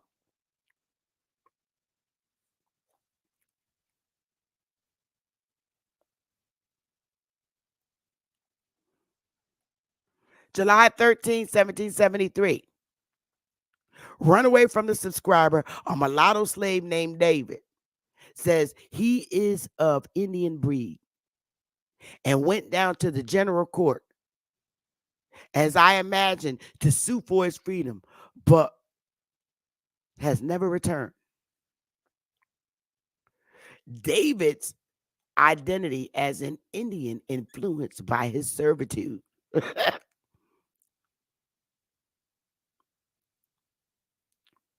November 11th, 1773.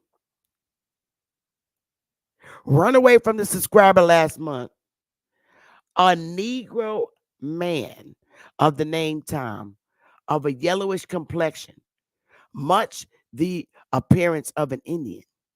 His hair is different kind from that of a Negro's, rather more of an Indian's, but partaking of both. He got kinky straight here. Person of an obvious Indian ancestor described as a Negro.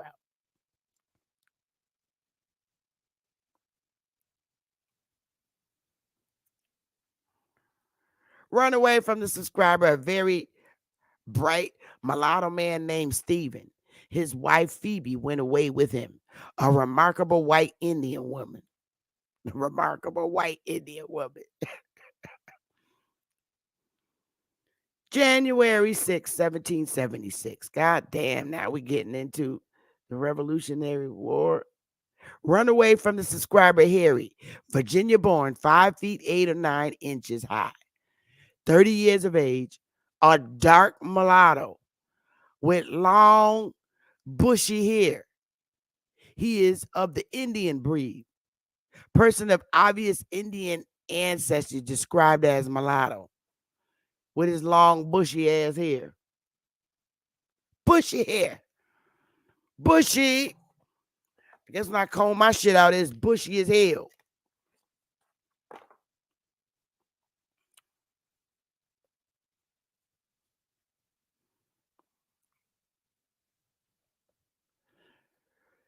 December 2nd, 1775. Butte County, North Carolina. Runaway from William Tabb, a slave named Charles, of the Indian breed, about 23 years of age, with straight black hair, light complexion, raised in Georgia County, Virginia, South Carolina.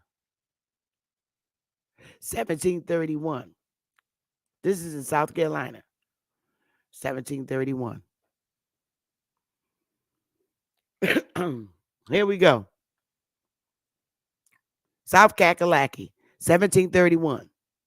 Special meeting of the South Carolina House of Commons after a member had announced that free colored men with their white wives have immigrated from Virginia with the intention of settling on the Santee River.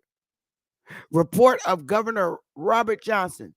I have had them before me in council, and upon examination find that they are not Negroes nor slaves, but free people.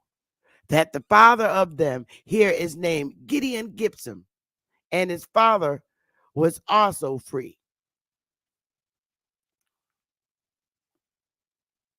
1753.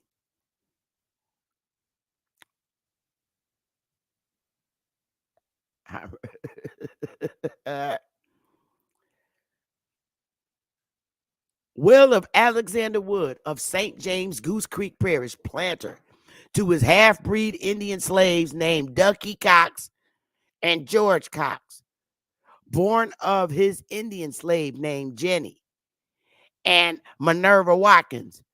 Now you know that's a nigga named Minerva, born of his Indian slave named Mom. Manumission upon his death. 1794. Isaac Linegar, Isaac Mitchell, Jonathan Price, Spencer Bolton, William Sweat, and 29 other free persons of color seek to repeal the act for imposing a poll tax on all free Negroes, mulattoes, Negroes, musties, mulattoes. They wish to support the government, but the poll tax caused great hardship among free women of color, especially widows with large families. Tax collectors hunted them down and extorted payments.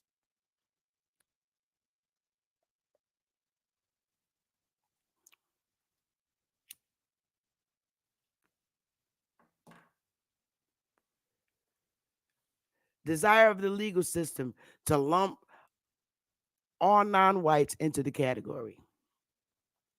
1795, South Kakalaki.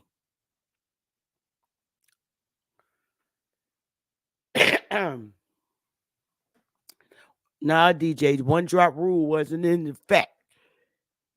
Well, Walter Plecker, it wasn't until 1924. But these people still didn't care. They were so racist.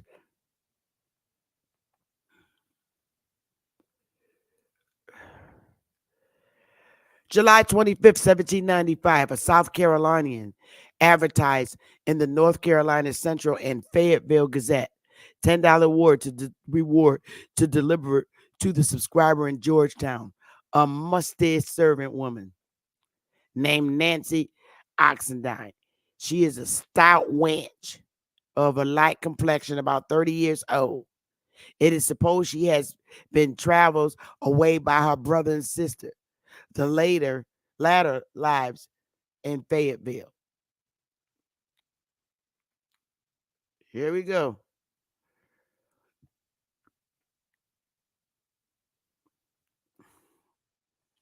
Tennessee, 1832. This is all around Indian Removal Act time. Madison County. A free man of color, Richard Matthews, seeks permission to marry a white woman. Matthews says he is of Portuguese blood. See Goochland County, Virginia for the Matthews family. 1843. McMinn County. George Sherman arrived in the state in 1839 and now asks permission to remain. A certificate signed by a notary public in New York states that he is of mulatto complexion with woolly hair and is an Indian, one of the Narragansett tribe. An Indian described as having a mulatto complexion. Yo, one more run truth, bruh. Woolly hair. You got woolly hair. An Indian, one of the Narragansett tribe.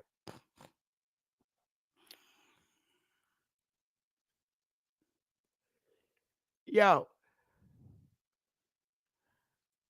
you can't make this shit up.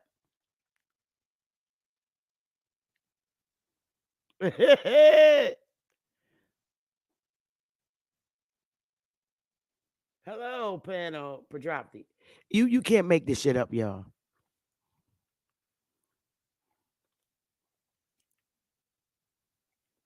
1853 to 58, Claiborne County. Suit pressed by school teacher Elijah Goins, who alleged that his daughter's husband spoke false, malicious, scandalous, and defamatory words, saying the plaintiff was a mulatto, meaning a person of mixed blood and 1 degree removed from a full-blood Negro. As reason of which several grievances of the plaintiff have greatly damaged and subjected the suspicion, disgrace, and insult to a family of a person of mixed blood. Yo.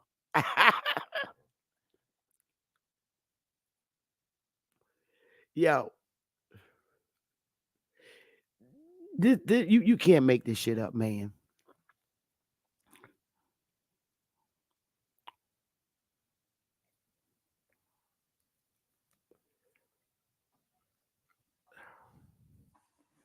Legal systems.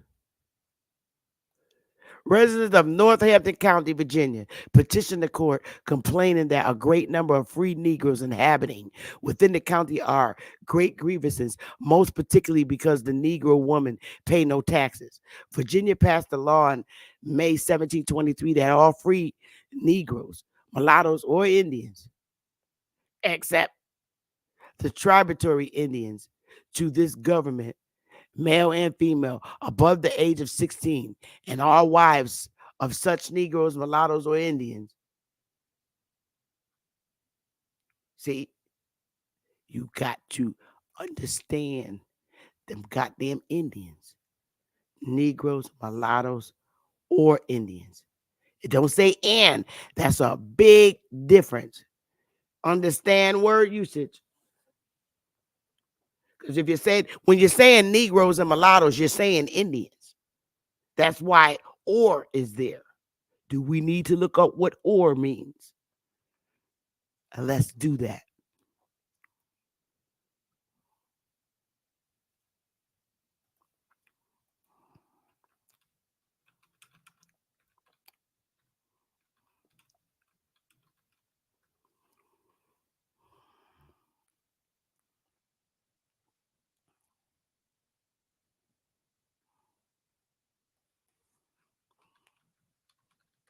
I'm looking it up for y'all.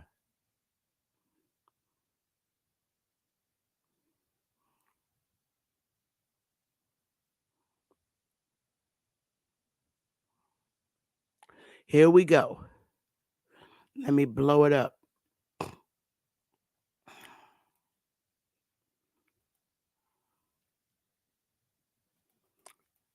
For the people who don't understand, you got to break shit down. Let's do the share screen. Why or? They're not saying mulattoes, Negroes, mulattoes, and Indians. It's or because it's alternative to the usage of either Negro or mulattoes. Let's get it. I tell you that little nigga telling me I don't know how to read, comprehend. A little 37-year-old, little pan doodoo.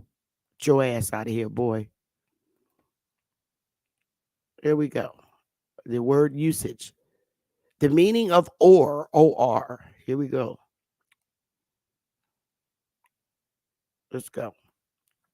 The meaning of or is used as a function word to indicate an alternative, the equivalent or substitute character of two words or phrases, or approximation.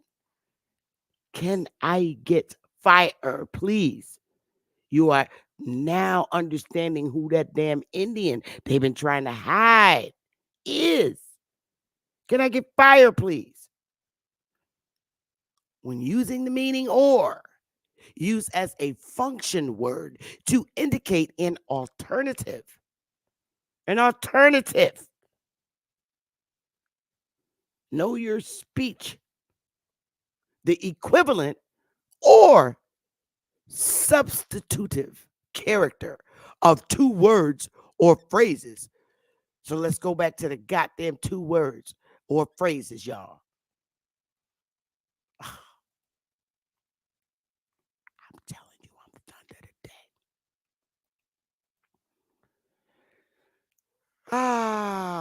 Bah humbug. Where were we at?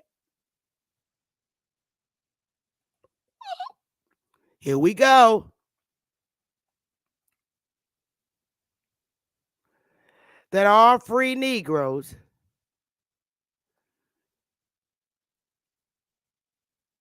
mulattoes or Indians. Yo. That all free Negroes, mulattoes, or Indians, except tributary Indians, to this government, male and female, above the age of 16, and all wives of such Negroes, mulattoes, or Indians. See, here's the two words in the definition we just read. Ding dongs. Negroes, mulattoes, or Indians. It's the same. That's the alternative word. Indians is the alternative word for Negroes and mulattoes, as described with the usage of the word or. Shall be accounted tithable. This is where you know Negroes and mulattoes, the alternative word for that is Indians.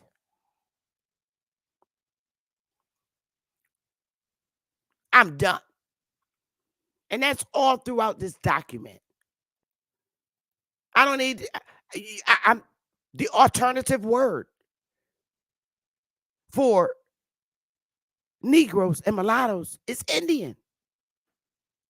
Everybody running around looking for Tonto and shit with long hair, and Negroes and mulattoes.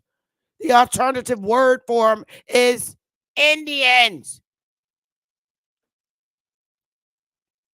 That's why Granny said, you're Indian.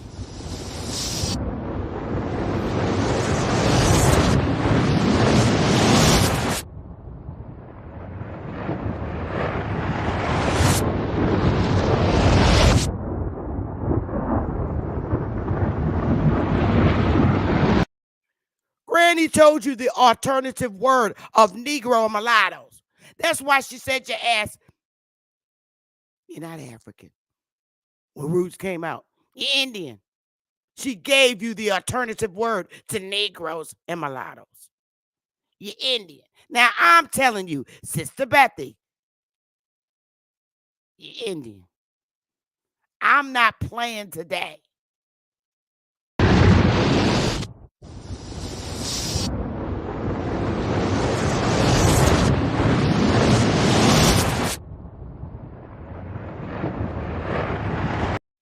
You know, today,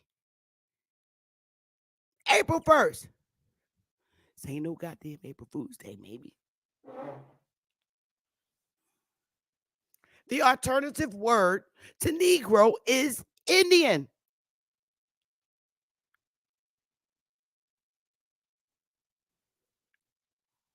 When you have your baby and you go and you correct your race identity,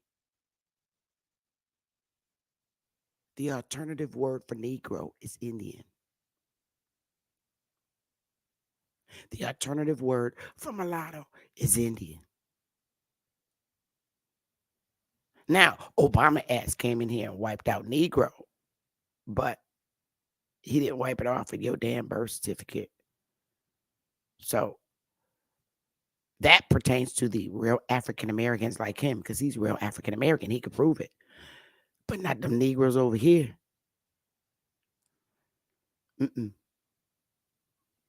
Not them South Kakalaki Negroes.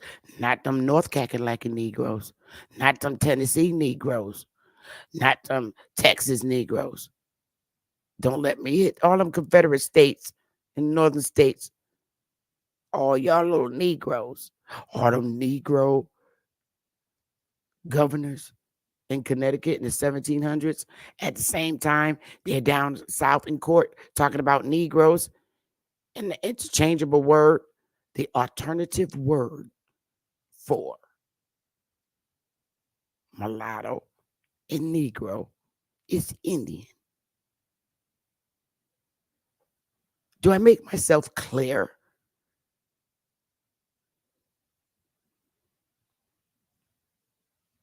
The alternative word for mulatto and Negro is Indian. So when Mr. Obama came in and took it out, you go back to who you was. You got to use the alternative word now. You can't use Negro no more. You have to use Indian. So when you're filling out your damn paperwork and you have your babies, you got to put Indian now.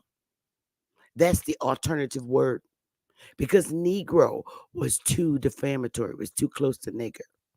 So now you have to use the alternative word. Jabari. Jabari. Yeah.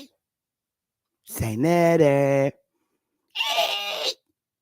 Pan-Africans with Negro on your birth certificates. You have an alternative word.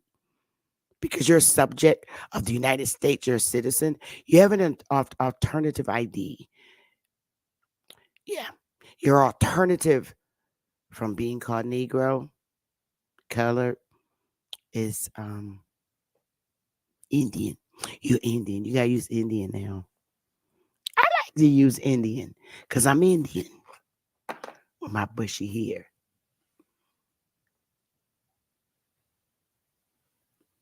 So now you know alternative to Negro mulatto is Indian. Hog School, 111 Truth. But see, 111 Truth, he's stand on that shit anyway. But because you're a subject, a citizen of a particular state, oh, by the way, I'm a girl, a subject or citizen, the rules of the state, your alternative word is Negro. You can no longer use it. So you have to use the alternative Indian. All in court documents everywhere. All right. That's the weapon, Jabari, versus how I'm not sucked in versus how you're sucked in. I just gave you an example of the weapon with their own writings legally defining and word usage, the correct word usage, and or are two different usages. Or when you're using or, there's a selection. It's an alternative. And it means those are court documents, Jabari. So I've been yapping for 2.5 hours, y'all. Smash that like button. I'm going to open up. I would like to hear your feedback. So don't be afraid to hit the panel. But now you know why Granny corrected you and said you're Indian. Because you didn't know Negro and mulatto was interchangeable. You didn't know Indian was in the alternative word for Negro and mulatto. You didn't know that. If you didn't know it, you know it today. So when Obama took away Negro from you because he said it's defamatory and it's a bad use of word because it's so close to nigger, with the old Jim Crow evil Southern laws. So you're back to being Indians. Indians, not Africans. Do you notice that not once did they mention in the 1700s in that whole court document, they never mentioned African, only Negroes, Indians, mulattoes. But that dude, that judge tried to help and say they Portuguese and Spanish. So the judge said, oh, so they're Negroes. Because what did the Portuguese and Spanish look like when they came over here? Boing, boing. So I'm going to open up the panel because I have more stuff I want to talk to you about, but not today. I don't want to give it to you all at once, but you need to digest that. You need to unbruise your head from the indoctrination. You have an alternative identification. It's called Indian, you Negroes and coloreds. Yeah, the alternative is Indian. Negro and Indian is interchangeably. Negro, Indian, mulatto, colors, all interchangeably with Indian. You are the Indian not taxed in the Constitution within this government, and you fail to understand that. But when you grow balls, whether you're female or male, you will eventually stand on what Granny said. A little disrespectful bastards that talk about Granny didn't know what she was talking about. She know exactly what the fuck she talking about. That's why she said what she said. You're Indian. Because that was the alternative word. Some folks was ashamed because of our people's behaviors. We was always wild Indians. We still is today. Just call them wild niggas. But the proper term, the alternative, the better suggested, is Indian. I'll be back. I'm going to give y'all a few minutes. I'm going to put the link in the chat. And I'm sure the police are out here. I see you and I smell you. But yeah. So let me put the link in the chat for you. And anyone's welcome to hit the panel and talk about it. There's the link. I'm going to play music and get me a little drink. So just sit tight if you come up on the piano and you hit the back. I would love to hear from you, OTK. I see you out there, Bad Saint, and I got your email, love. I meant to get back to you. I have not forgot, so at least you know I know. I did, and I'll give you my number, Bad Saint. So, hit the link and sit in the back tight. I'll be back. I'm going to get some water or throw on some hot tea. Be right back.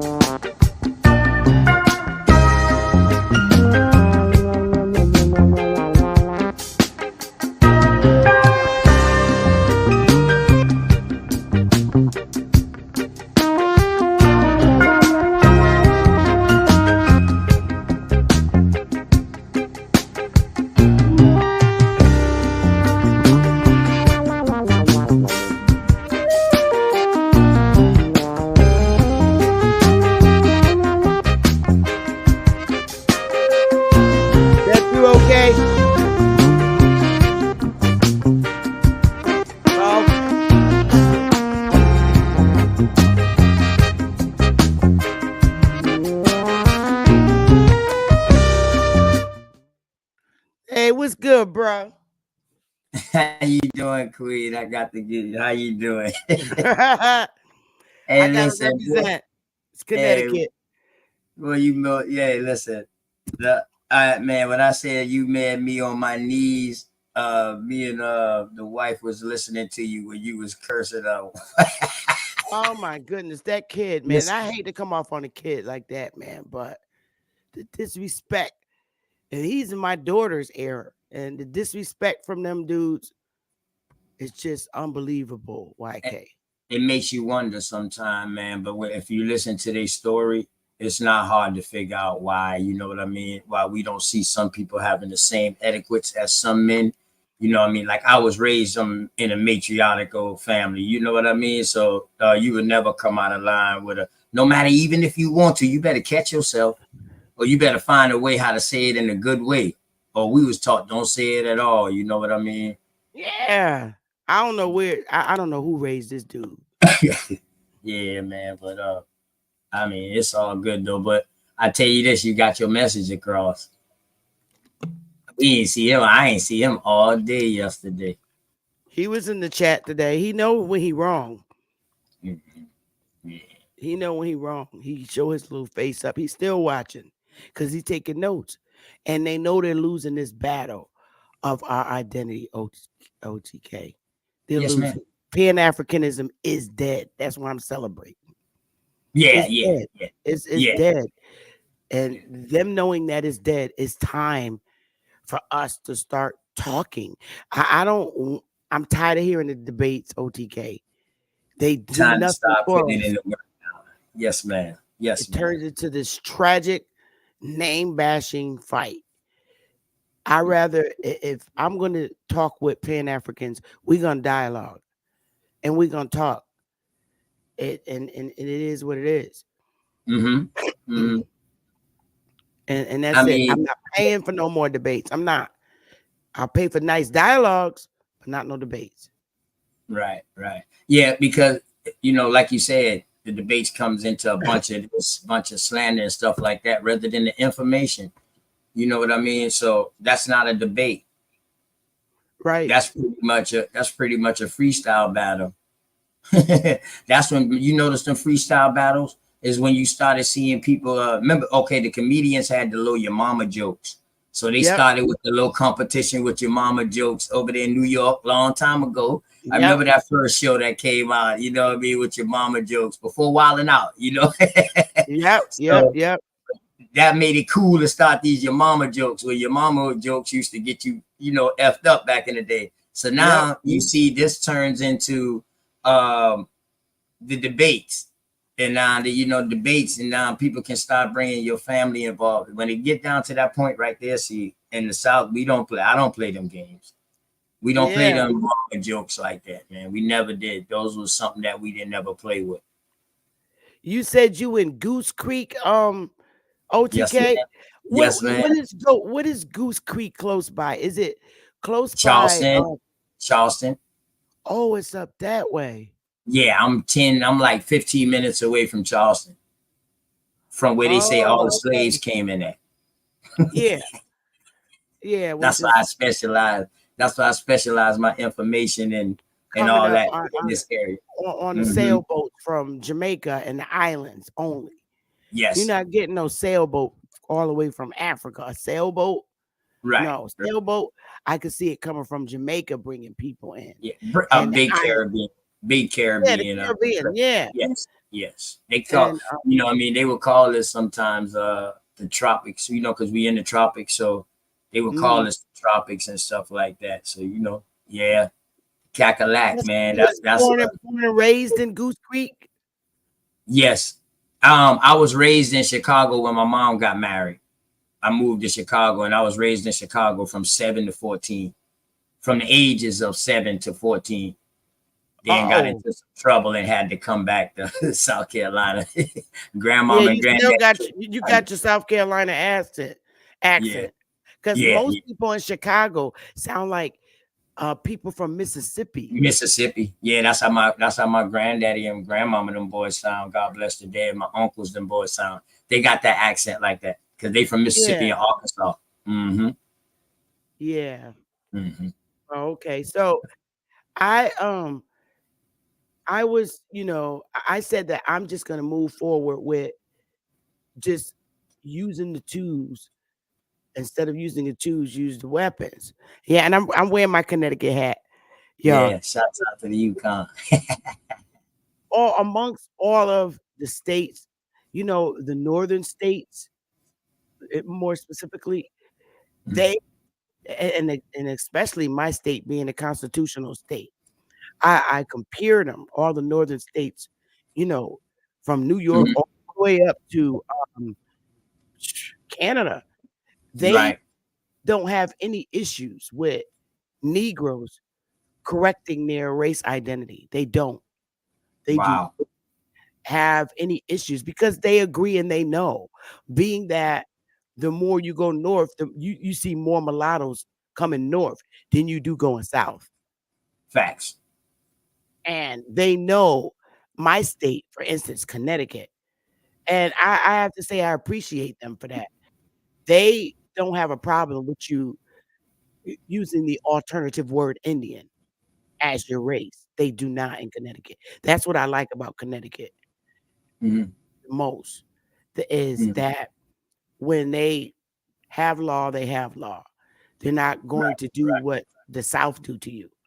And a lot It's of not the that reason, bad as you think, Down here in yeah. South Carolina, a lot of people No, it's identify not. with Indian. They just No, don't I know it. know that. They That's where just my don't family know it. came from. My family came from South Carolina. Okay. They Okay. were all up in York County, up in Oh, York. They were okay. all in York. Hey, Yeah, hold on. way up. Ooh, ooh, Yeah, ooh. Right now to this day, they're still mining gold out the rivers, out the streams in York. there is. Huh? Are Do you people know? allowed to go in there? You can type it up on your computer. You can set a reservation to go there. I'm And not. they I'm not in York, South Carolina. I'm not playing. So, do you know? Have you ever heard about the East Coast Gold Rush or whatever like that they call it yeah. from Virginia? So York is one of the places where this gold was being found at in South Carolina, right in the streams. And they allow you to take it out the streams, or you can't. I'm pretty sure you can. Last time I had I'm sure checked they when I got was doing the restrictions. research on it, on the gold mine, because I did a study on the gold mine to see how far I went down, and so yes, I ran across York. I was like, wow, you still can go there, and it was like, yeah, you could go there and do it. Mm. And they let you take it and don't fine you. I'm sure that there's restrictions I tell you what, because by it's the so end of the day, valuable. It's so valuable. I wouldn't want to go up there. Them guitars is crazy. It's crazy on their reservation. I read about, a lot of Negroes live on Catawba Reservation, and they crazy. They wild. But yeah, my family came out of York down to they made their way down to Beaufort and what is it? Advil, McCormick County hmm is where they left, where they got burned out. When they told them, they got burned out. And that because it was during, the Great Depression and them making, Indians get the hell out of here. And so they came straight to Connecticut. In 1929, they arrived in Connecticut. And my family been here ever since 1929. So that's the reason for you're being raised in Iroquois, Algonquin territory. hmm And it's the further north you go, the more arrogant we are. And I have to say, if you're breeding in this community, you tend to be like the Indians that occupy that community. And this is Iroquois, all up where I am, New York, all the way up. You become like them. You become minded like them. And so I have to say my arrogance is because of the Iroquois. in the out country people, the arrogance. So yeah, I was breeding in this territory. So I'm not a northern Indian. My family lineage is southern Indian, but they were from here. But no, I was getting into, I wanted to show them, show the people that Negro, Indian, colored, they're all interchangeably and they're one and the same. The alternative word is Indian. And I showed it, and it is. And mulatto. Yeah, Don't leave out mulatto. Don't right. leave that out. Mulatto, That's major. facts, Mulatto is major major. too. That's real It's major. Connecticut. Yes. Connecticut is, this part of the North is loaded with mulattoes. Yeah. We're known for Yeah. mulattoes. So look, excuse me, mama, mama, sister Betty, but yeah, look it up. It's in your mining in York County, South Carolina, and then go into it. Because I see something on it. I didn't want to go too far in it, but they show you the sites. How many mines are there right now today, and then there's an article on like mining claims new from diggings, like, so they're telling people something about claiming stuff that you find or whatever like that. But I have an actual page on it in somewhere in one of my research, but I get it to straight smoke to get it to you. Don't worry about it. Are you I talking think like about you the got mining banned in for York County, South Carolina? 7C for records of gold. mining mines in York, South Carolina. Yeah, they got like gold mines. So and then lands for sale out there too. Oh, yeah, I do see it. Let me share it. It's saying it right here. That's where, my family came directly out of. So York. now they got an article. If you pulled up the same one that just came up on my phone, it says something about claiming if you find your name on their website. Yeah, like you go farther down, it's like an article that since you say you got family there, right there, see it right there, understanding claim ownership. And what Yeah. it said right there, we review lots of emails saying that people ancestry or names was on something Yeah. down there. So you might fall up underneath that. So take a look at that now, because if your name is your people's them from there, you might have claims to some of these gold mines.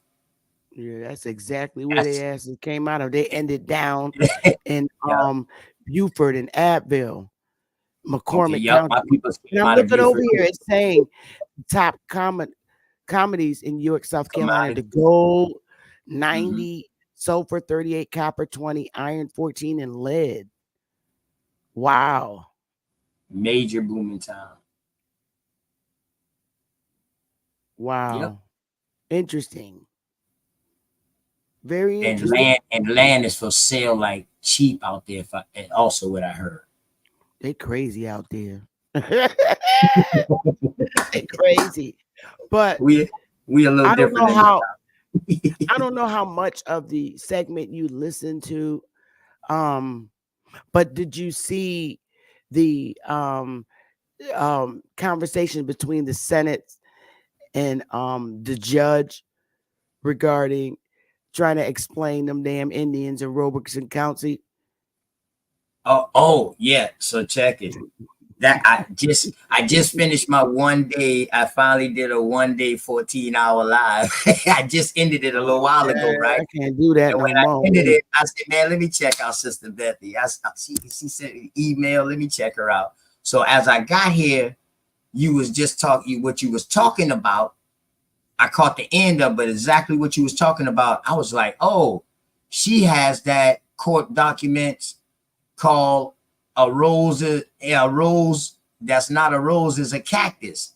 Yep. That's in my slavery, my Indian slavery, because that's what I study in. I study American Indian slave trade. I'm well versed in that, from Virginia to South Carolina. Well versed. I brought that out to them boys.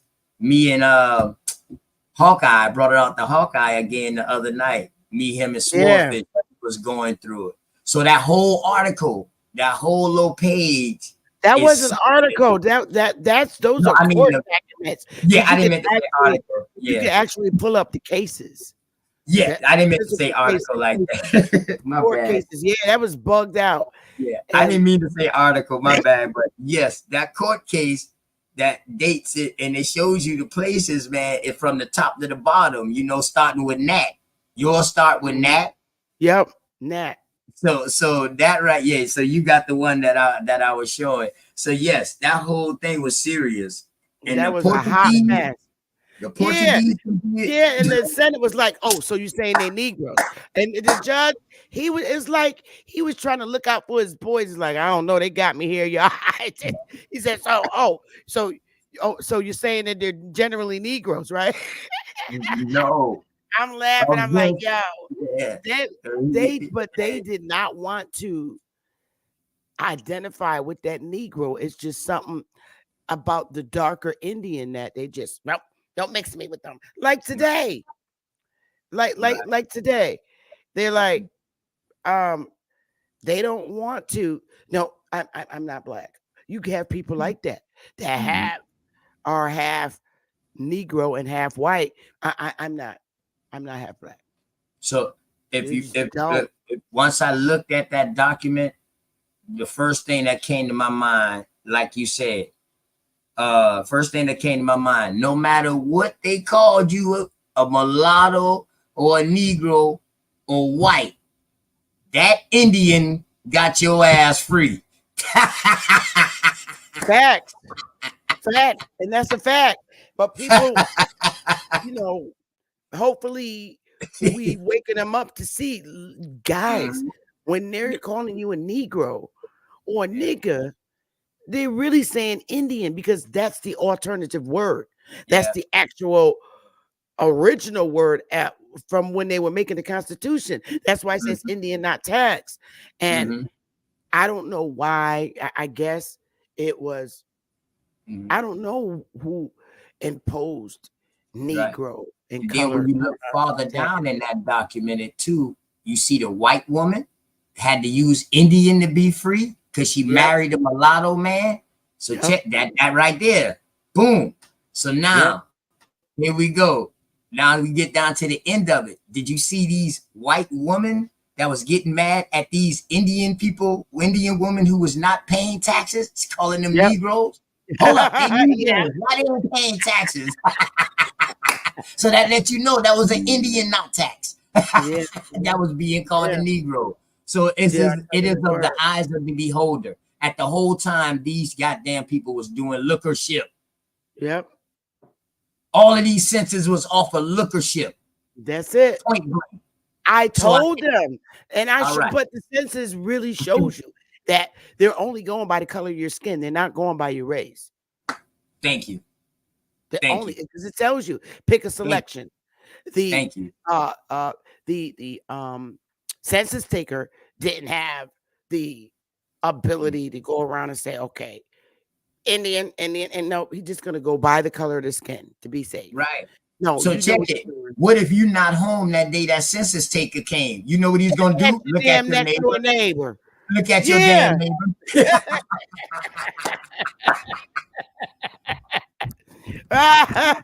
That's what they do. They do this shit. Mama Bethy, man. That's a dagger, man. Like they just need to leave it alone, man. And they talk about why they not being enumerated. They're not being enumerated because the people that's doing the damn counting didn't want to count them. You literally think these military people rode to every household and documented everybody. Come on now. Hey, check it now. They remember it from last year, okay? Right. Hey, this Mama Bethy, we all know in the South that we had family members done kill a cracker or something like that. So they was hiding. Why would they tell? Oh yeah, I got my son right there in the back, but he's hiding. His name is done. I want to count him on my census too. No, get them. He's hiding. Like these Negroes in YouTube. No, I ain't going to march to show up because I'm on probation. I can't go. I got hide.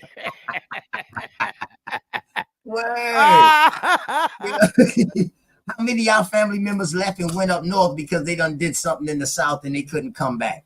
That's right. They still do it today. Come on, man. Come on, man. I know plenty of my family members that left from one place and came here to Goose Creek because they done killed somebody or something. You know what I mean? So let's be for real. So you what? Now, with that being said, Sister Bethy, with these census, if you say you a mulatto or you a light-skinned Indian, so you could on the census, if they're saying, boy, if you classify as black, you ain't got no privileges. But you know what? With your skin being so light, you can classify as white and get all the privileges. What the hell your smart ass gonna do? Yep. You gonna classify to get all the privileges to help your goddamn people. Yep. You know, especially if the wrong construct of black is being put on you. Right. If it's being applied as a negative way, why would we want to use it? Right. But because you still have these college groomed people teaching the African stuff, which is crazy. But more and more people are waking up today. These senators know, they all know. And just like that senator, I'll never forget that woman senator. There's been an increase in the Indian population. You're damn right. Because we woke. But you know, we're still battling people like Jabari, but it's at the point now where even Pan-Africans are saying, all right, let me look at it. They're breaking. They know they're losing. It's not making any sense. American history. They've never been taught American Indian history. Ain't nobody can tell me they came up in the schooling system in the 80s and in the East. And I grew up in Chicago, so I was taught in Chicago. I never knew there was mounds, Indian mounds in Chicago being taught up being in school in Chicago. And in South Carolina, I never was taught that you had the Santee mounds and they was great mound builders here and stuff like that. No, we wasn't taught that in school, but we was taught that root shit. Facts. You hit it, enemies public. I was born by the river in a little tent. But I was like, Sam Cook, man. We cooking, we gonna do it, and we winning. That's the problem in this community right now. It's because we're winning, and at this point, it's nothing else up for debate. It should be about dialogue now, and I don't mind having a decent conversation with a Pan-African, male or female, about real stuff. But they just have to be very careful when they begin to come to you with this college and university indoctrination. They don't understand that you're going by college indoctrination. Mm-hmm. You are. When you come and you start showing, well, see, this was down by here, and this is, I say, where's your information coming from? Is it coming from a college university? Because they're designed to teach you the way this government wants you to learn. Mm-hmm. And until you get that out of your head, you're never going to understand who you are. Mm-hmm. If you're going to college and you're learning from the college and you're using their resources, you are being told who you are by these people. And these people are duplicating what the government wants them to teach you. The whole plan is to get you to understand you're not who you are. It is until you wake up and be your own guider. Take your own responsibility to understanding who you are. When your grandmother told you Indian, they already knew the alternative word is Indian. They already knew the alternative. Thank God for letting us know. Yes. What if they didn't let us know? Boy. Right. And then when you have people from other countries, we will be like these younger ones now, who parents didn't tell them that, who grandparents didn't tell them that. And they wondering like, yo, how are we that? And we saying, yes, we that, because we was in the age where we got taught that. We was taught the alternative. So they gave us a major jewel that we didn't even know that would come in handy, and that we didn't even know that would cause, us in the position that we in today. I'm proud for my grandmama and my great grandmama. I was able to experience my great grandmama and great grandfather too. So, man, shouts out to that, man. And it's just so interesting, OTK. Other countries know more about your history than you do. You get people from China has always expressed that they feel sorry for us, but they never say why. It's crazy. But if you ask them today, they're going to tell you why. You ask an Arab, you ask somebody from India, every country on this continent know more about the true history of the people of this land than the actual people do, because they see what's being done to you in school and in college. Chinese people, they'll tell you, they already know. One thing about Chinese people, they know who real Africans are. They know because they do business with every country. Facts. They know who real Africans are versus North American Indians. Facts. And you know how I know that? Indian from India, but is in West Asia, India, whatever, West Asia, came on our show.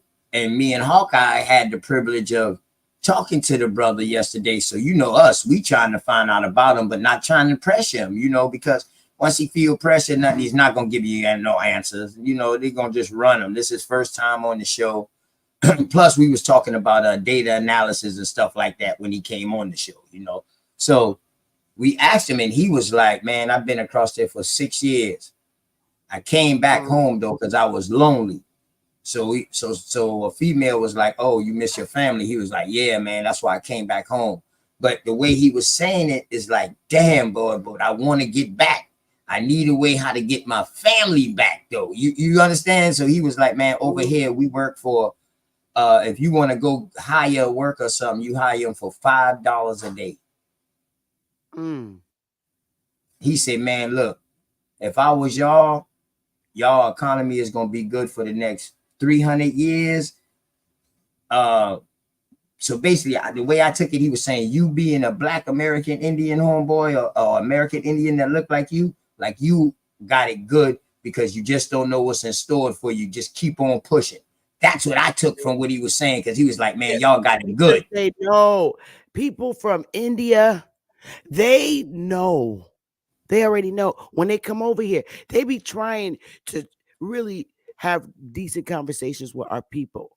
But I find that a lot of our inner city people are very, very rude to people from India. Especially, in the gas stations, they're rude, and I just don't understand why they're the nicest people. Ones around here married in They my family. know, they already know that we are the Aboriginals over here, because the same fucking people that colonized over here colonized India. And the British, the British colonized India. Shit. The same people that colonized them. That's why people from India look like our ass. Take that straight ear away and put a fucking Africa on them. You got a Negro. People from India know. And the same people that colonized them. The British colonized India. Same people. Same people. And they know, and they be trying to have, but we're so rude to them. We're so fucking rude. We're rude to Chinese people. We walk in their restaurants. First of all, you shouldn't be rude to people that's cooking your fucking food. They pissing that shit, and you think you eating yellow rice. I'm gonna tell you how it get yellow. You need to be nice. You pour some damn piss on your rice, and that's yellow. Yeah. Because we gotta be careful. One Chinese restaurant I go to up here. He and I knew each other since we were 16, and we're both the same age. Yeah, and I'm telling you, he said, I can't believe we grew up together, because we did. He been in our hood. His family had that restaurant, and I used to walk in there. I was 16 and he was young. He was like 16, 17. And he says, I'll never forget who you are. Are you kidding me? He tell me Wow. that all the time. And when Willie going there with me, he's like, since Willie, he knows Willie too. Because Right. we all went to the same Chinese restaurant back in the day, and he's still there. Still there. So you learn a lot from foreigners. You learn more about your history from foreigners. Mm-hmm. So you ran across being up north. I know in South Carolina, I found so many different records where you see Indians getting classified as free people of color and Negro. Mm-hmm. Correct. See, they don't know about when studying the American Indian slave trade. When I found out that more American Indians was taken out than Africans brought in, and then I look at the number of where these Africans were so-called coming from Barbados, and then when you study the American Indian slave trade, what was going on a long time before any thought of an African was going on, and I saw where they took them at, I said, holy shit, all they did was bring the same people back generations later. Correct. That's why it keeps saying, yo, something happened. Major. Right after major. That Gregorian calendar that they say from the 1500s, that's when that should start. Because when the Gregorian calendar came out, they started from year one. They started all over again. And I'm telling you, they took a lot of them, like thousands of us, and put us over in that continent that they call Africa, whether it was, and they just civilized themselves. They took them in order for them to establish what's going on here today. They had to remove them because it was too many of us here. And what they wanted to happen couldn't go down because there was so many of us that was totally against what they wanted to try and accomplish here. Right. So how do you get what you want to accomplish here? You got to remove the ones that's giving you the hard time. Right. And that consists of your own people and on getting your asses up out of here. Facts. So when you see these people coming, a lot of them are coming back. There was no civilization but wild animals over there on that whole mass, and they just threw them out there. And I'm like, they had to, because the Indians here made the same long houses that's made out there. Mm-hmm. I'm like, how are they making the same things that the Indians were further up north in Canada made the long houses, the Iroquois? Mm-hmm. And when you look at the way they was making them over in what is now called Africa, they're making the same fucking little hut houses. Mm-hmm. So those are the first ones that was taken to Africa. This is the beginning of the transatlantic slave trade. The transatlantic slave trade started with Indians being taken back, the Iroquois, the Taínos, and some other combining islands up in that time, the Caribs, being taken back to Spain and Africa. They was taking them out there. But he tried to take 1,200. He tried to take 1,200, but only like 500 to 600 survived, along with all his fruit, everything he tried to take from over here. A lot of that shit did not make it. But one thing that made it was the parrot of at that time. This is the bird made it. The bird. I'm talking in the 1500s. Yeah, I'm talking about 1493. His first trip, he didn't find no gold or nothing like that to take back. So he had to take something back to present to Queen Isabella and Ferdinand. So he took them slaves back and say, look, he had ropes around their neck and paraded them around the street. It's a big story. They made paintings about it. You know what I mean? With them bowing down to Queen Isabella and all that. And Queen Isabella said, hold on, take them ropes and stuff off their neck, free them. As long as they underneath my jurisdiction, they are free. You know what I mean? Underneath Christianity and Catholicism, they are free. So all he had to do was to convert to Christianity. So now, when Christopher came back on that second trip, this is when they brought the dumb diverses. But I don't Now think they coming that on. Now they you coming on some fillering shit. Like, man, I ain't asking them shit. It's either, dog, are y'all gonna convert to this shit and we gonna kill them? But by the time this dude got back, the people who he left here, they done already pretty much pillaged the goddamn land. All they left was the woman on this one island. Man, the story is crazy now, and this is in their memoirs. You know what I mean? In their books. You know what I mean? His son wrote a lot. Christopher's son wrote a lot about detailing these trips. His homeboys done wrote a lot. They wrote so much to where they even got Christopher locked up on the island, and he had to go back. They told Queen Isabella them like, yo, man, he's holding out on y'all. He's not giving y'all everything. You know what I mean? We gotta watch him. Now, this is on homeboys now that start turning on him, which they ain't his homeboys, because most of these people were prisoners and stuff that got released that he took with him. You know what I'm saying? Yeah. So this dude predicted a damn eclipse. When this dude predicted the eclipse, they let him go.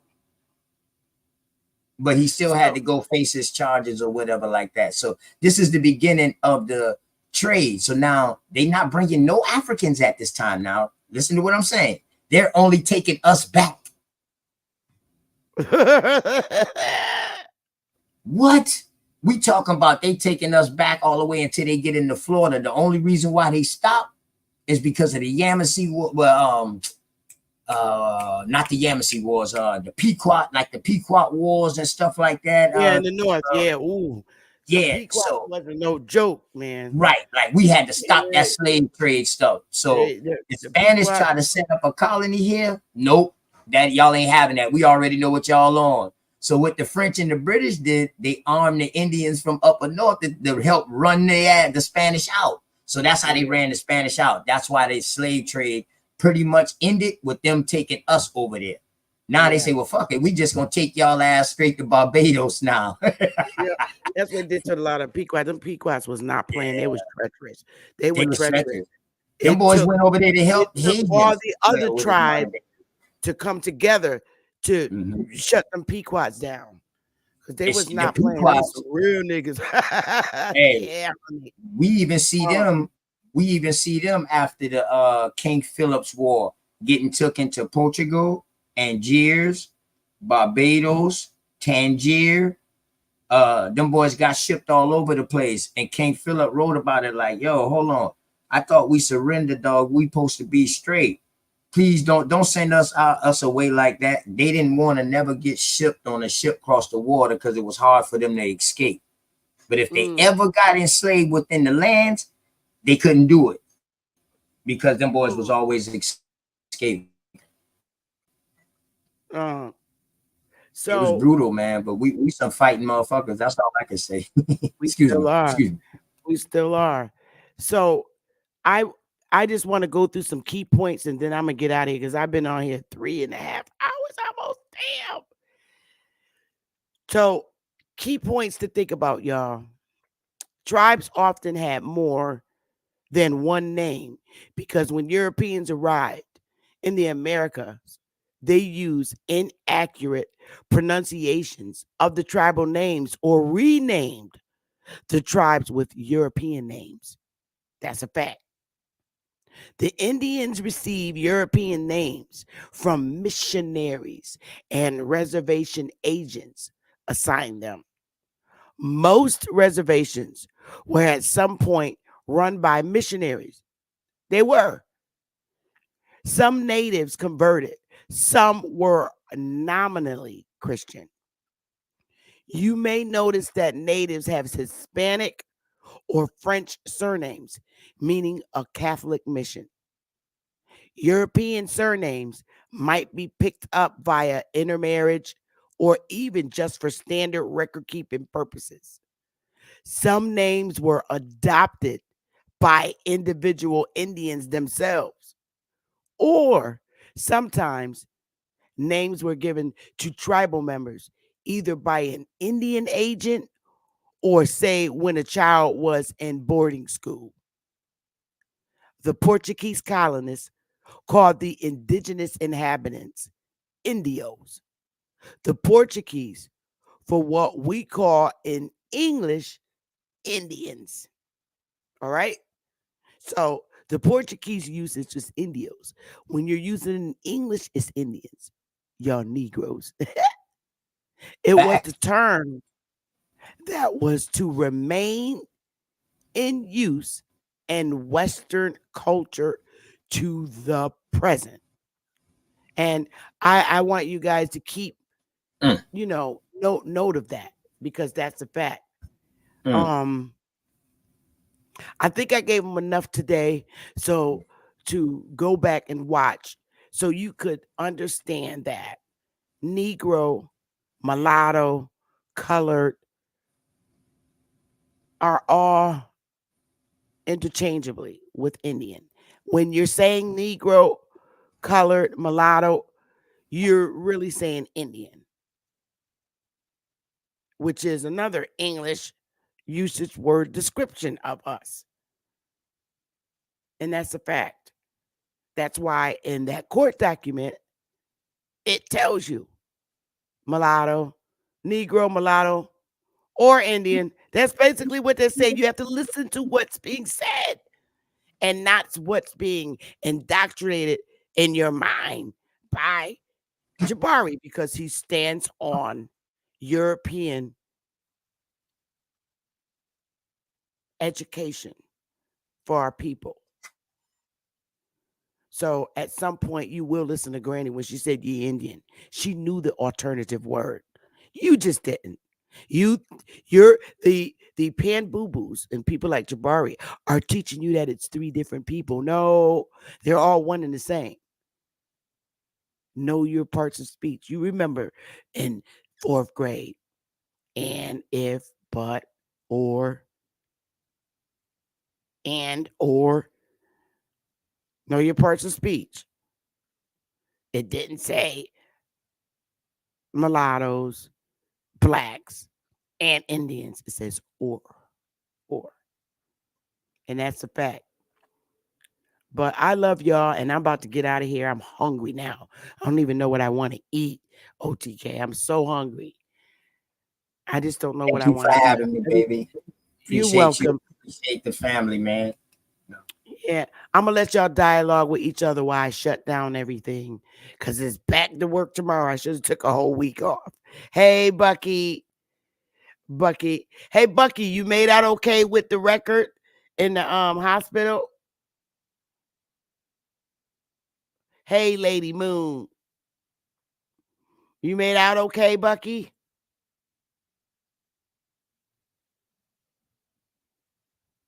Hey, Big Dog. Tony Furlow.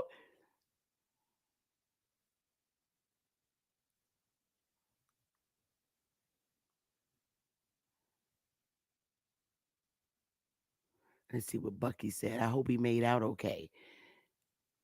I hope Bucky made out. I'm sure he did. That's a blessing. Now, going forward, you ain't. Ooh, he said, yes, ma'am. So going forward, it's not. You broke the yoke, Bucky. Way to go.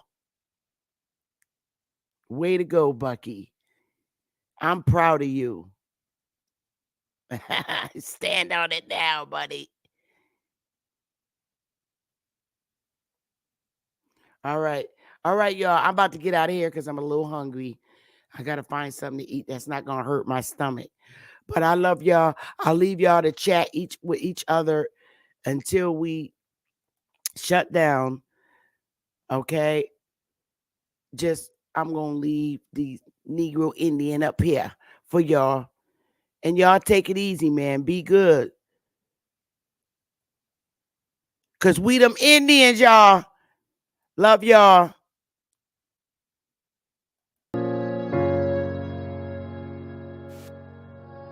Yeah. Conscious. Matic. Alright, so far away I come from. sit and wonder about the times that it made sense. But nowadays, I don't worry about what's past tense. My younger days, I used to hang around with mad friends. If we just fell out, I don't really know what happened. A lot of people come around and keep you stagnant, distraction. So yeah, don't show them no compassion. We was really out here grinding, really rapping, stacking them Franklins, them Grants, and them Jacksons. Imagine if we would've never chased our passion. We probably would've never knew what happened. They was all just talk, we showed action. Once they leave, don't you let them back in. Just pack up all their stuff and send them packing. I'm blacking on anybody thinking they could act up with me. This vibe ain't for free, cause where I'm at in life, I'm only focused on me. Note the self, know yourself, focus on your health. They don't wanna help, then fuck it, do it by yourself. Don't give them no excuse to put you on the shelf. If it's me, myself, and I, then it's no one else. Yeah. Self-love is the best love. It's the people who always give that never get love. They ain't real enough to probably say they messed up. Just let it go and make the best of it. Yeah, self-love is the best love. It's the people who always give that never get love. They ain't real enough to probably say they messed up. Just let it go and make the best of it. Love yourself. Yeah, practice what you preaching, but clearly they not practicing entitlement and pride. Yeah, those two things they factor in. Spiral out of control just from all the bantering. When they accustomed to talking behind your back with all that chattering, I remove myself before I abuse myself. Talk about self-love, but you gotta do it yourself. Yeah, I won't act too good for no help. We all healing now. Said some things about me that ain't true. How you feeling now? Even at my lowest, they tried to find a way to bring me down. Big y'all up for years, ain't talking just the brand or the sound. I don't throw things around, I do it from the heart proud. Mama just wanna see her sunshine, removing them dark clouds. Yeah, self-love is the best love. It's the people who always give that never get love. They ain't real enough to probably say they messed up. Just let it go and make the best of it. Yeah, self-love is the best love. It's the people who always give that never get love. They ain't real enough to probably say they messed up. Just let it go and make the best of it. Love yourself.